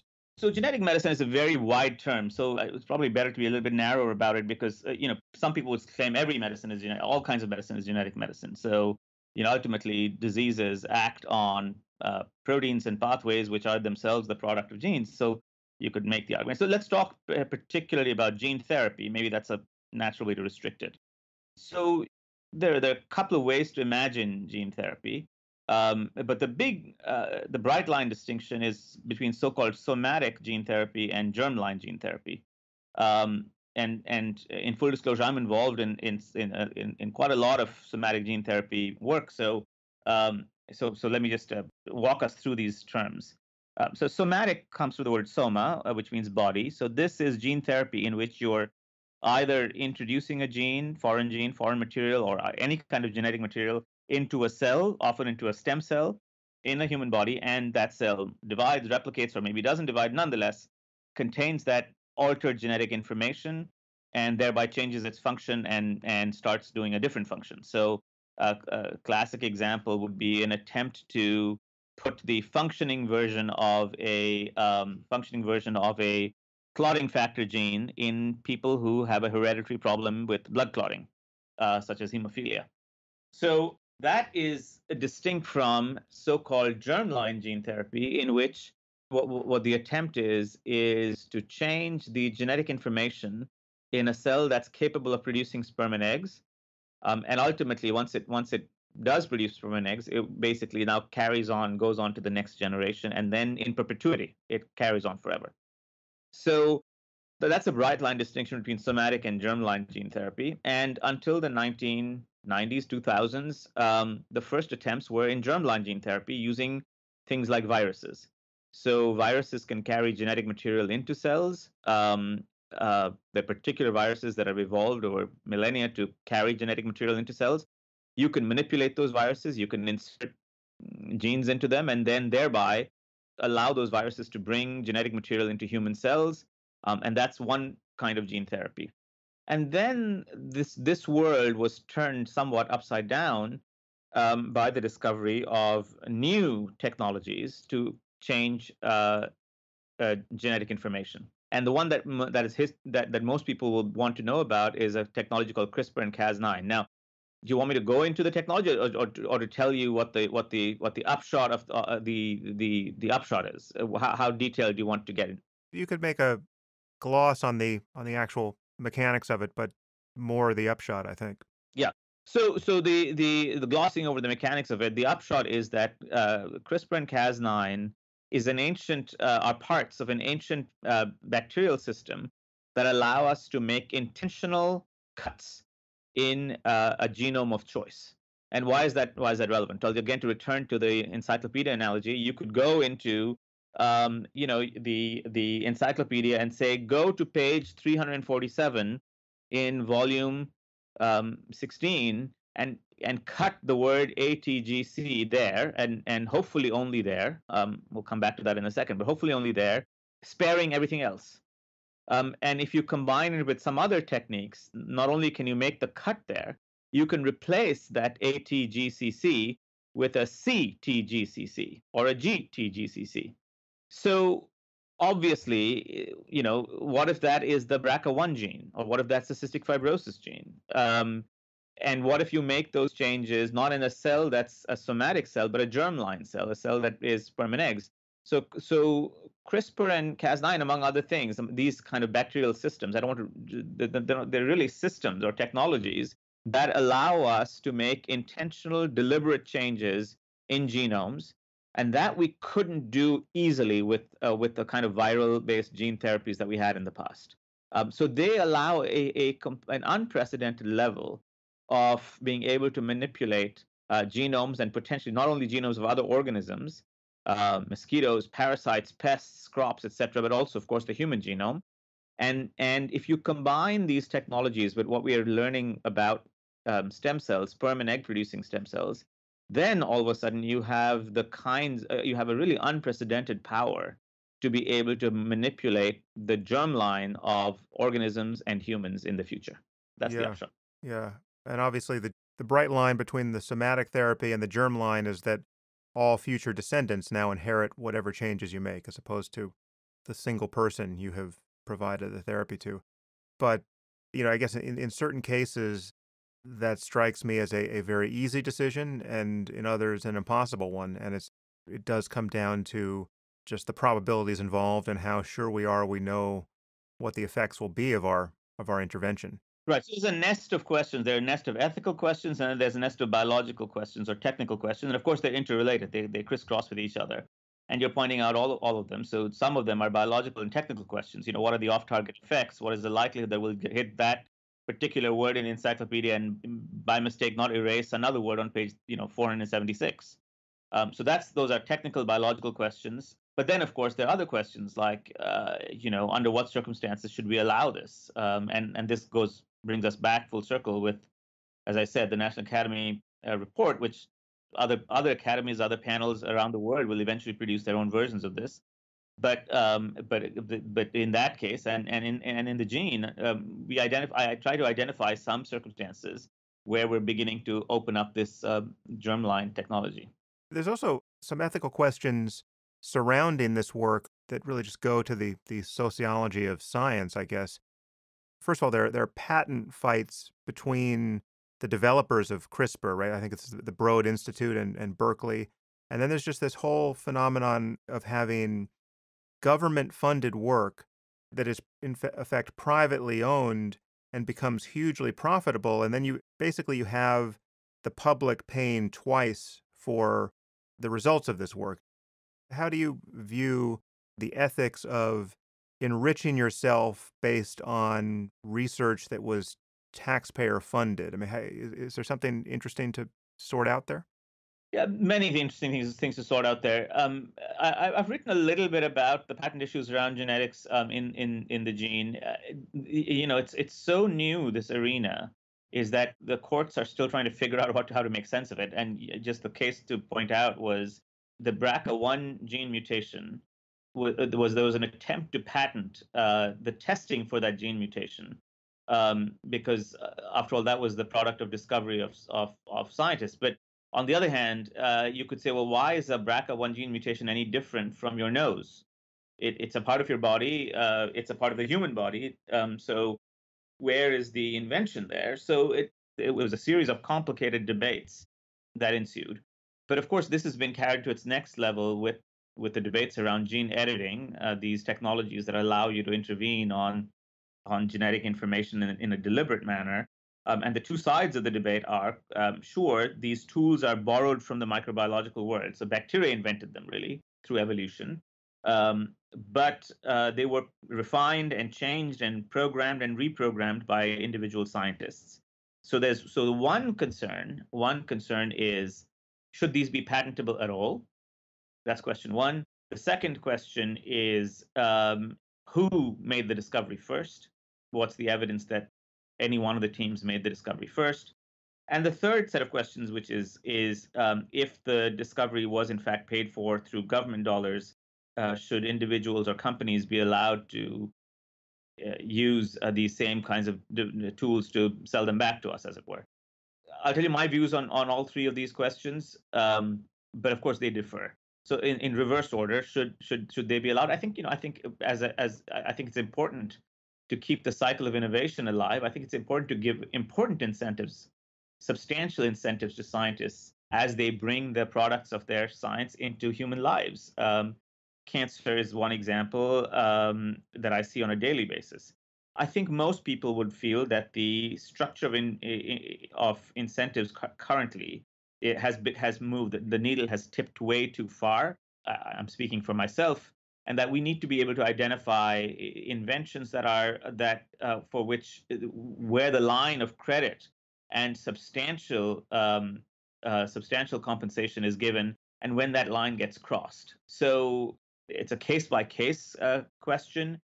As you can imagine, this is hotly contested. There's no one formula here, I think. Richly and hotly contested arena. Many people, including myself, feel that the first movers, the original inventors, should be given substantial rewards. The people who come later and sort of pile on to them, the Me Too's, should be given much less. I also feel that the patents should not be extended indefinitely based on creating new applications for them, but much of the reward should come up front. But once you're done, you're done. But so these are sort of the gory details, as it were. The second and the third question I'll answer quickly in the interest of time. The second question was, or one question was, should these be patentable? I think in the case of CRISPR and Cas9, the amount of human intervention that went into the process after the initial discovery is substantial. A lot of things had to be done. Things had to be hooked together. The biological system invented by microbes, by bacteria, was designed to kill viruses, to chop their genomes and DNA up. We redesigned it to focus it on the human genome and in a programmable way. So I think there's a good case to be made that there was substantial innovation involved. I should say that anyone who wants to patent my nose is free to do it. It's broken at least once, and I consider it a Creative Commons nose. So, Right, and mine is not particularly attractive either. So I'm happy to give it up. so I have one bone to pick with you. I wasn't necessarily planning to bring this up, but it's become a sore spot for me personally in my life, and you sort of bumped into it. I recently had Charles Murray on the podcast, Yeah. and am now, as you might predict, being attacked as a racist in certain circles for merely having had a perfectly cordial conversation with him.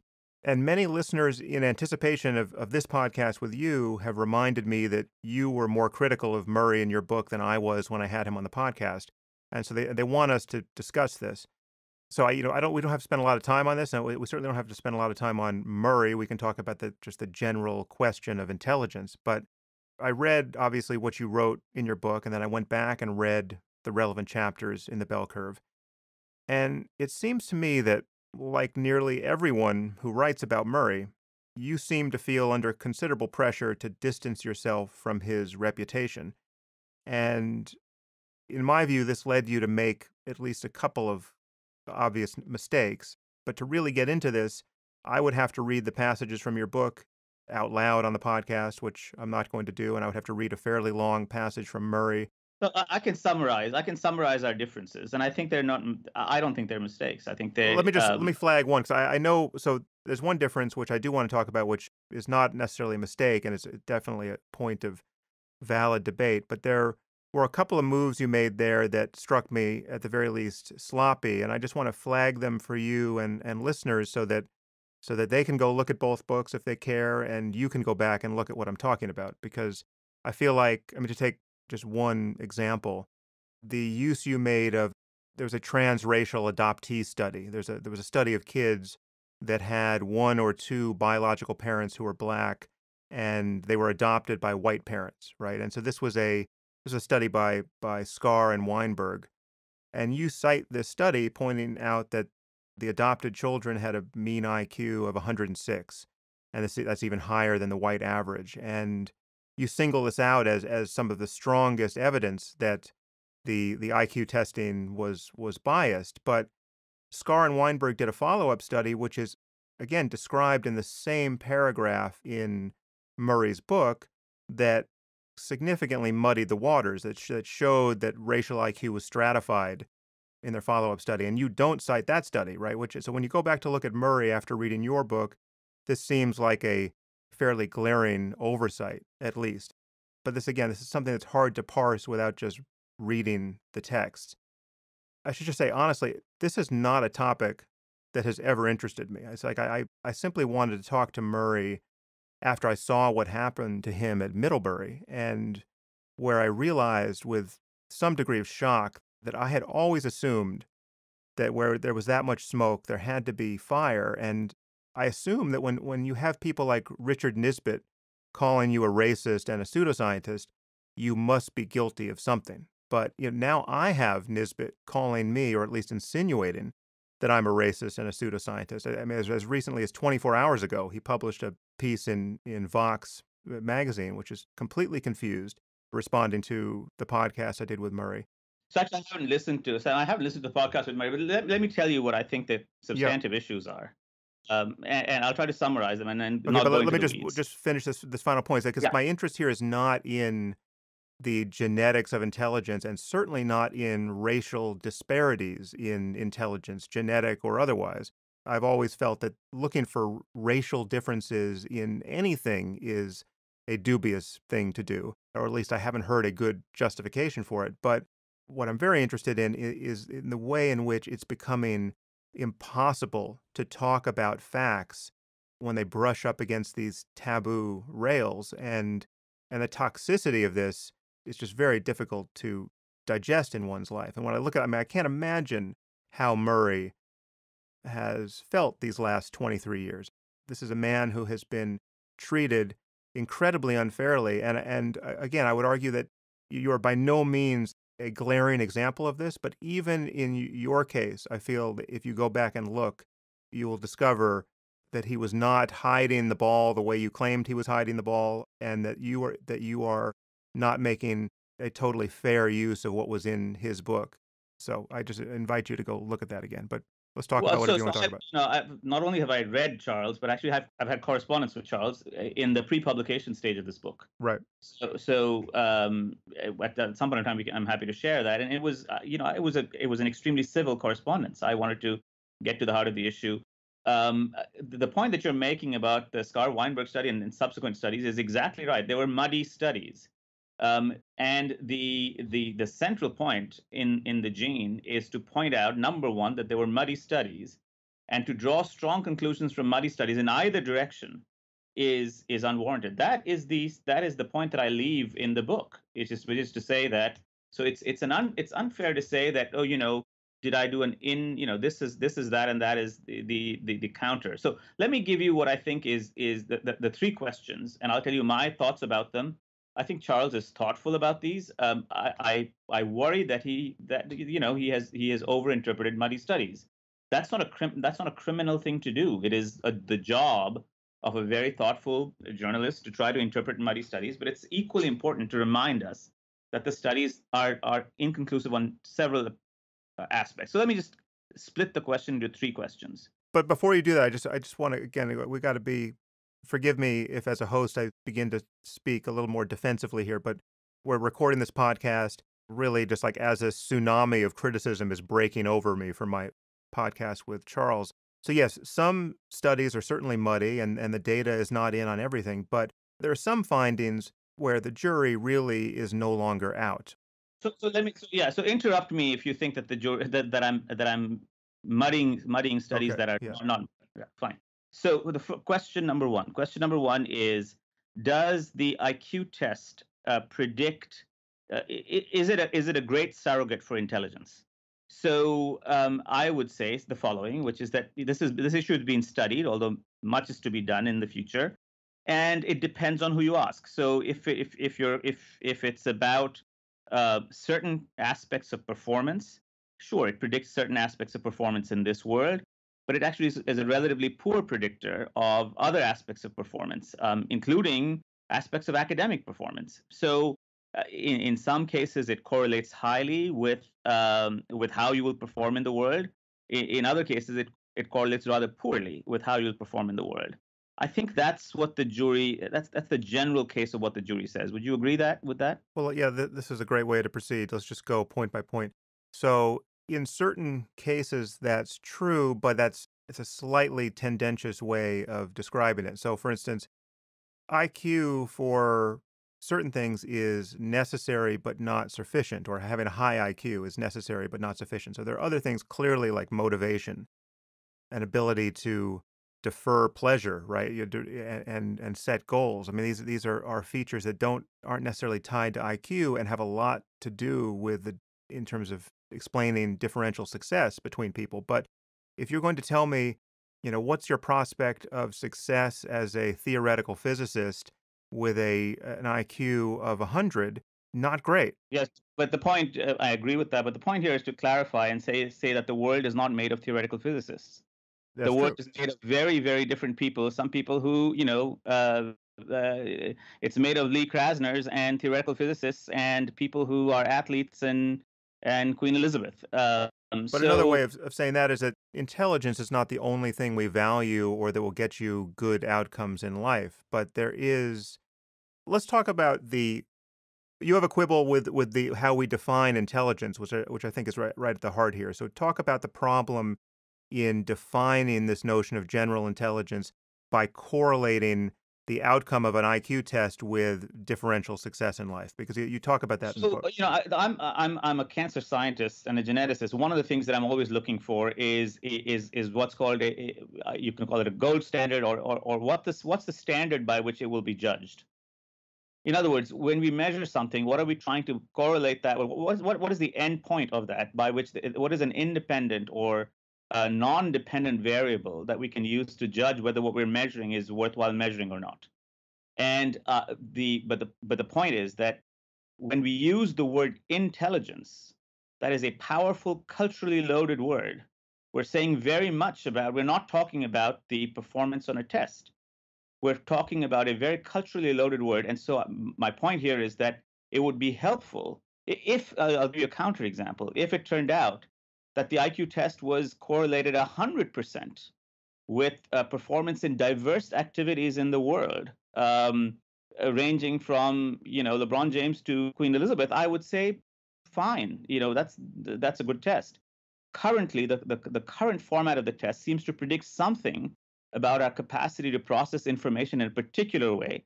What its use in the real world is, I'm not so sure about, and that's the first thing I'm saying about so don't confuse the IQ test with the word intelligence. Well, actually, I think you say something different in your book, which seems to be granting that there is a fairly strong correlation between the results of an IQ test and success in areas where the canonical notion of general intelligence is valuable. So, for instance, Canonical notion, exactly correct. The right. canonical notions of justice. So in other words, there's a circularity in this test which does not apply to the broad real world. So let's say that we agree on these disagreements. Can I go into the second piece because it's relevant?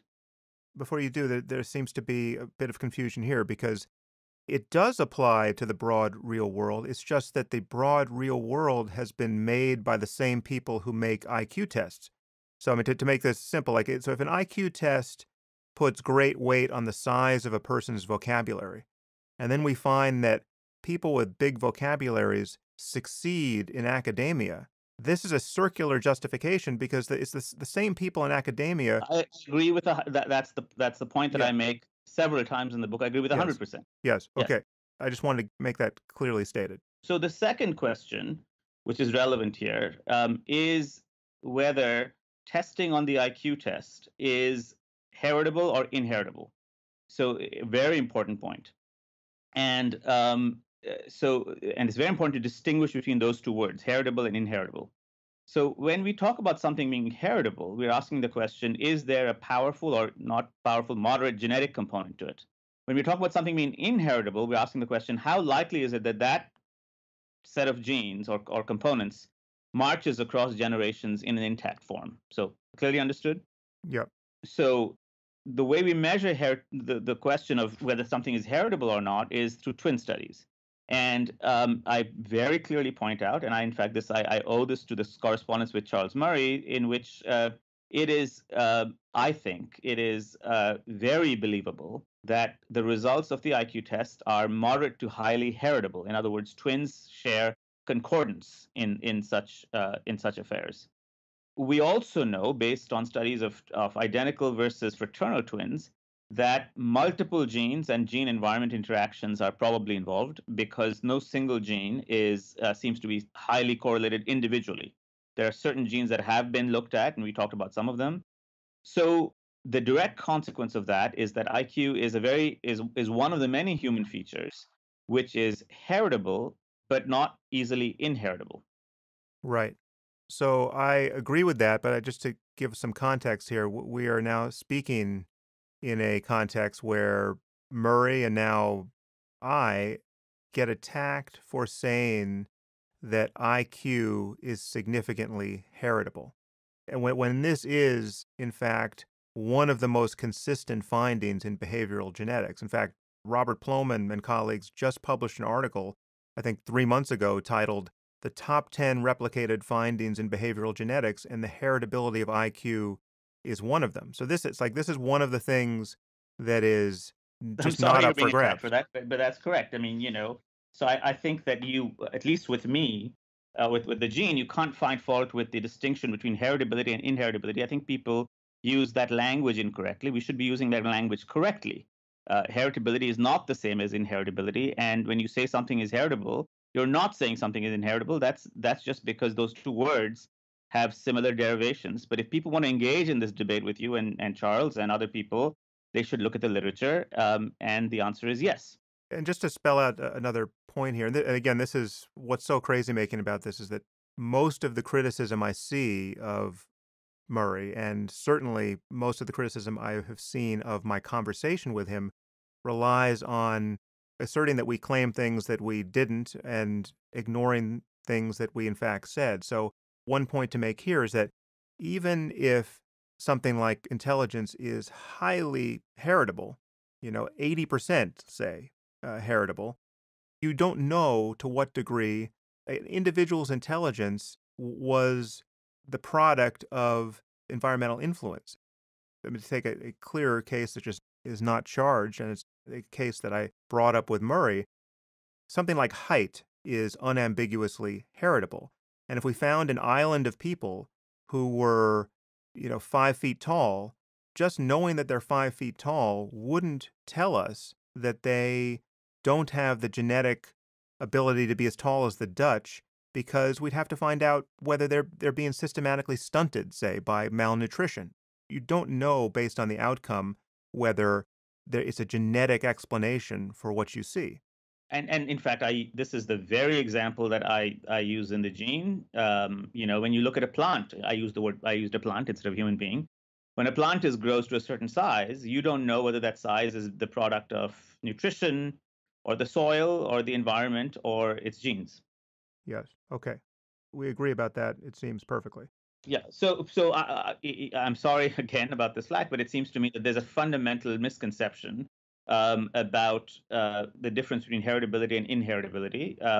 You won't find any beef with me, I think, in asserting that G and what the IQ test measures, and you and I have some disagreement with what exactly it measures, but what it measures is heritable, but not easily inheritable. So let's talk about what it measures, because I agree with you that there is clearly some cultural construction. So I want to go back to the point we were discussing a few moments ago. But you want me to finish the third question, or you want to go on? Oh, sure. Yeah, the third question, which we can also spend a lot of time. So the first question we ask is, what does IQ measure? What its relationship with the real world is, and the circularity of that argument. The second question is the distinction between heritability and inheritability of IQ. I agree with Charles about this. In fact, it would be hard to find data against this. The third question is this racial genetics. So we agree. We've talked about the first two. To what extent is race then has to do with, to what extent does it have to do with IQ? Now, things that are heritable but not inheritable tend not to run in races, even if you construct them, for the simple reasons because of Mendelian genetics. Number two is that the gene spends a lot of time questioning the idea of what a race is. The Victorian idea of race is being rapidly reconstructed today, rapidly and dramatically being reconstructed, and is being reconstructed in terms of geographic distributions. So the old ideas of dividing races, we've turned out, genetically speaking, are likely to lump people into categories where they fundamentally don't belong because of their background and because particularly of their racial and genetic, sorry, not their racial, but their geographic background. So this is just to say that extraordinary claims demand extraordinary evidence, and the first attempts to answer the third question, to my mind, have not risen to that extraordinary evidence in implicating or cross-segregating races with IQ, because the term race itself is being redefined right now. But in my understanding, all of these data, and I think there is a lot, you can view it as agnostic with respect to the reality of race or the actual race of any of the subjects, but it's just based on how people self-identify with respect to race. Fair enough. That self-identification could be circular, but yes, fair enough. So I mean, we have a tradition of people self-identifying with respect to the race they think they are, whether or not race is a valid concept, and then we're getting a persistent and incredibly annoying difference in the mean performance on IQ tests, on SAT tests, on tests of everything in this area, and this is the thing that is so toxic to talk about. It's not toxic to talk about once we realize what the limitations are. At least for me, it's not toxic to talk about once we realize, as we've done now sequentially, realize what the fundamental limitations and advantages of each of these individual components are. It's not toxic to talk about as long as we understand the pieces of the puzzle. That allows, I think, us to think about questions like, how circular is this definition? How much does it rely on particular constructions of tests? How much is the environment? Is motivation a factor in someone taking a test or not? Is the self-identification of race real? The point is that to me, and I know this is not true for Charles, but to me, each of these individual components, if you were to think about this as a vast machine, each of these individual components seems to have enough fuzziness to it that making a conclusion about the vast machine and then making social policy conclusions about the big machine is more suspect than I think Charles thinks it is. This is not to say that these are important questions, but there's an incredible amount of fundamental slippage in vocabulary. And I hope, again, by having this conversation, at least we are getting through some of those slippages of vocabulary. Yeah, well, but I don't think Murray is guilty of the slippage that is attributed to him. I mean, the problem for me is that there is this fictional version of his work and of the man that has been manufactured in response to the bell curve, and then you have everyone reacting to that fiction. And he's someone who is still can't stand up at a university and give a talk without some reasonable threat of violence. Look, I told you my own correspondence with Murray was extremely civil. Yeah, We talked yeah. we exchanged letters and thought about genetics, and I told him about some of these fundamental concerns or disagreements I have. One last piece that I'm going to tell you, which I think is important to all of this, and that is that goes into a kind of philosophical question. It's not about data crunching, but it's a philosophical question about what we look for in the human genome. My argument, which is actually probably the most important argument in that section of the gene, when we look for performances in particular tests, the more we define the test as a surrogate for whatever it might be, chances are that we will find genetic determinants of that. So I'll give an example. If we decided as a society that beauty was having blue eyes, then sure enough, you'd find a gene or a set of genes that were correlated with having blue eyes, and you would decide that beauty is genetic. This again gets to the whole point which you were trying to make, which is my fundamental beef with all of this, is not the validity or the heritability of the test. My fundamental problem is that that there's a circularity in these arguments. And the genome is narcissist reflected. If we look for narrow traits, we'll find narrow traits in the genome. I believe that if we define athletics in a very narrow way as the capacity to run a particular distance for a particular amount of time, there will be genetic correlates of that idea. And you and I can then have a discussion about what the world would be like if we all of a sudden widen the definition of athletics to include playing chess, or definition of sports to include playing some other game that has nothing to do with the particular definitions that we have today. My point here is the following, which is that as we enter what is clearly a toxic arena, um, we just have to be very careful in dissecting methodically, in a clear-eyed manner, without assigning blame or ascribing blame, what parts of the machine have data that is powerful and functional versus what parts of the machine have data which is more suspect because of a vast historical, cultural, and frankly racist apparatus that has surrounded this country and other countries for years. That's all I'm trying to say. So I want to press on this point just for a couple more minutes, and then I think this will be the last thing we talk about on this topic. And then I don't want to. I know your time is getting short, as is mine, and I do want to ask you a few questions about cancer, but this is just too interesting to leave right here.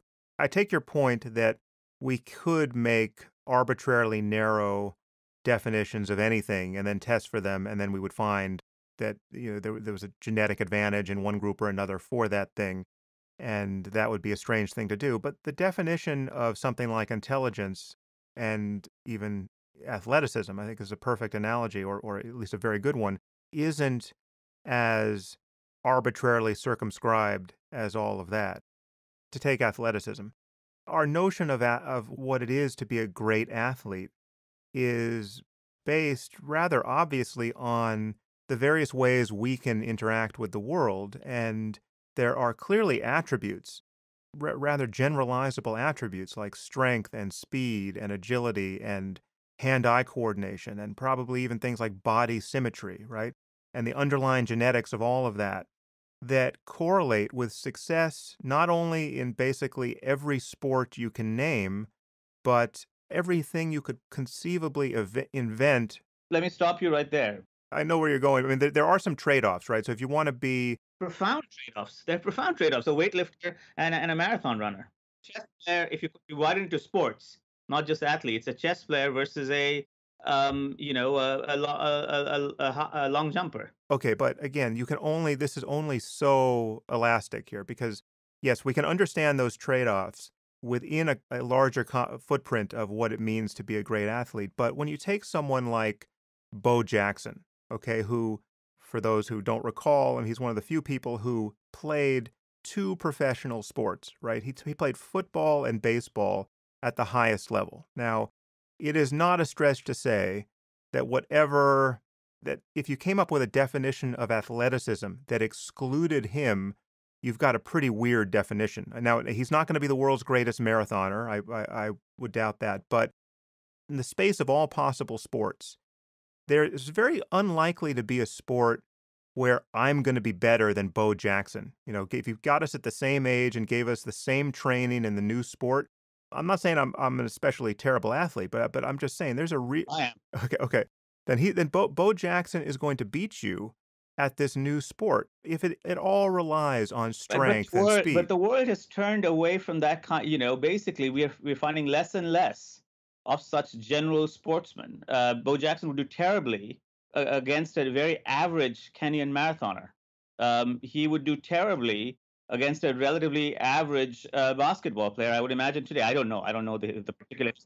But the point there is that the world has become, in its newness, in its refinement, in its diversity, whether you like it or not, you dislike it, whatever it might be, the idea, in fact, of the general sportsman has become less and less relevant today. But it's still not completely irrelevant, and it's still highly relevant. Again, I mean, I would just say that I would bet on Bo Jackson Not against according me. to the sports world. Go check out who's running the marathon today. How many general sportsmen are in the marathon But race? that's an extremely unique phenotypic case. That's not emblematic of most sports, right? And then it remains to be seen whether such trade-offs exist.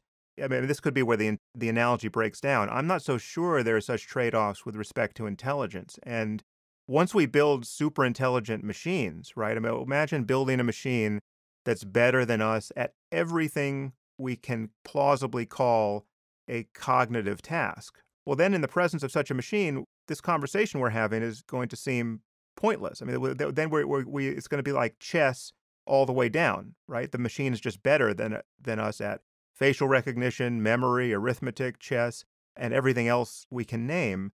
It's not clear that you're going to get the Kenyan marathoner trade-off where we'll be able to point to the thing that the machine can't do and will never do. Fair enough. That doesn't convince me in either direction. I mean, one thing that we know a little bit about, so I mean, I've been thinking a little bit about machines and machine intelligence in medicine. The one thing that we know is that when you have a machine, and maybe this is relevant, when you have a machine that's been partially trained on one algorithm, it tends to do better on other algorithms.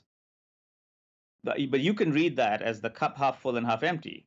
The cup half full would say that sure, that there's some kind of general ability that's been acquired by this machine that now allows it to do refinement in other algorithms. Well, we're not there yet with machines. I mean, it's clear that there's nothing like general intelligence emerging in machines, even though we do have some general purpose algorithms.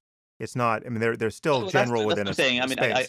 The machine analogy doesn't help me very much because I don't know enough. We don't know enough about the structure of the way of knowledge acquisition, skill acquisitions, and potentially reason acquisition in machines. We'll learn, but I'm not sure we know enough. Take another machine that we do know a little bit about. I mean, take someone like John von Neumann, right? Is there any definition of general intelligence that excluded John von Neumann or where he didn't rank extraordinarily high would be a bad definition given the man's talents. And it's hard to see a lot of trade-offs there. Now, was he the world's greatest poet? Probably not, but it's Well, you just gave an example. the idea that he would be a bad poet seems rather far-fetched. Did he write any poetry? I have no idea. It's a hypothetical. So anyway, I mean, but every example that you've come up with has exactly these kinds of endemic problems, right? So My point is, we didn't arrive at our definition of intelligence purely by accident or by whim. It's not like we just got fascinated with blue eyes and blonde hair and said that's beauty for all time. but we did arrive at it, Sam, by a process of historical and cultural mechanisms. And my point again is that there is a circularity there, and that's all. I'm not saying I will grant, and I have granted to people who've measured these qualities that in fact the qualities correlate. They're highly correlated with, actually they're highly correlated through life. It's not like they're stochastically vanishing, coming and vanishing. That would be even a bigger problem, but they don't. Well, Um, they get more correlated through life. so all of this accepted, I think just to not to drag this on, but all of this accepted. I didn't listen to that particular podcast, but I think I feel badly that you're being blamed for something people aren't listening to exactly what you're saying. All of that said, my this is a relatively small section of the gene, but my argument will be that it has been that there is a circularity, and narrow things are often found in the genome if you define them narrowly, and those narrow definitions arise, you're right, not entirely by whim, but by a combination of historical circumstance, which is worth questioning. Yeah. That's all I'm saying. Okay. Well, listen, first, I just want to apologize to have ambushed you with this particular topic because it's just the weird conjunction of what you wrote and what is happening on other podcasts to me. Yeah, I And actually then I the was not aftermath. aware it entirely, but I was in a book signing and someone said, "Oh, are you going to talk about this?" And I said, "Only if people understand." But I this is hope not. this Yeah, is right. this is this is 6 pages of a 600-page book. Yeah. So Well, you're a good sport here, and I appreciate you getting into the weeds with me.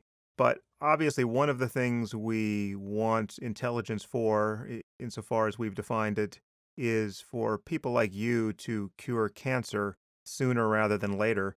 And I just want to take a few minutes to talk about cancer. Unfortunately, this is not informed by my having read your much celebrated book, The Emperor of All Maladies, on the topic. But it's probably safe to say that everyone listening to this podcast has either had or will have some encounter with cancer. They're either going to get it or someone close to them will. My father died of cancer. I have a close member of my family who just went through a major ordeal with it. Amazingly, he seems to be someone who is among the tiny percentage of people who seems to have successfully treated or been treated for stage 4 pancreatic cancer. First, I want to ask you, why does cancer have this unique status? I mean, why are people left battling cancer? You don't hear of people battling heart disease.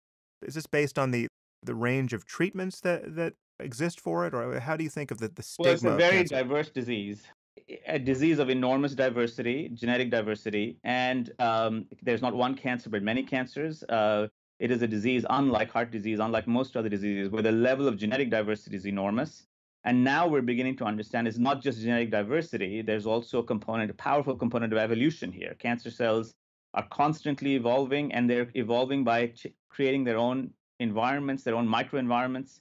They defy the immune system through a process of selection and evolution, etc. So it's a very different kind of battleground, as it were, compared to heart disease. Does it make sense to keep classifying cancer in terms of their organs of origin, like lung and breast and prostate? Is that or is our thinking Well, changing there? we're kind of in a halfway moment about that. It certainly made sense initially from the standpoint, but now the genetics is redefining that. So basically, it might turn out that your brain cancer could share some genes with a breast cancer.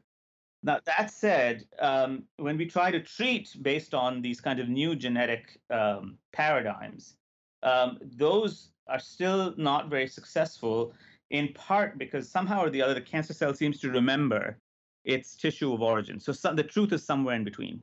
Interesting. And finally, is there any important difference between childhood and adult cancer? Um, it seems to be that there's some fundamental differences between them. Childhood cancers tend to be more responsive to many chemotherapies, and the quick answer is we don't know exactly why. All right. I am sorry to have given one of the most important diseases such short shrift in the presence of one of the most important writers and thinkers on the topic.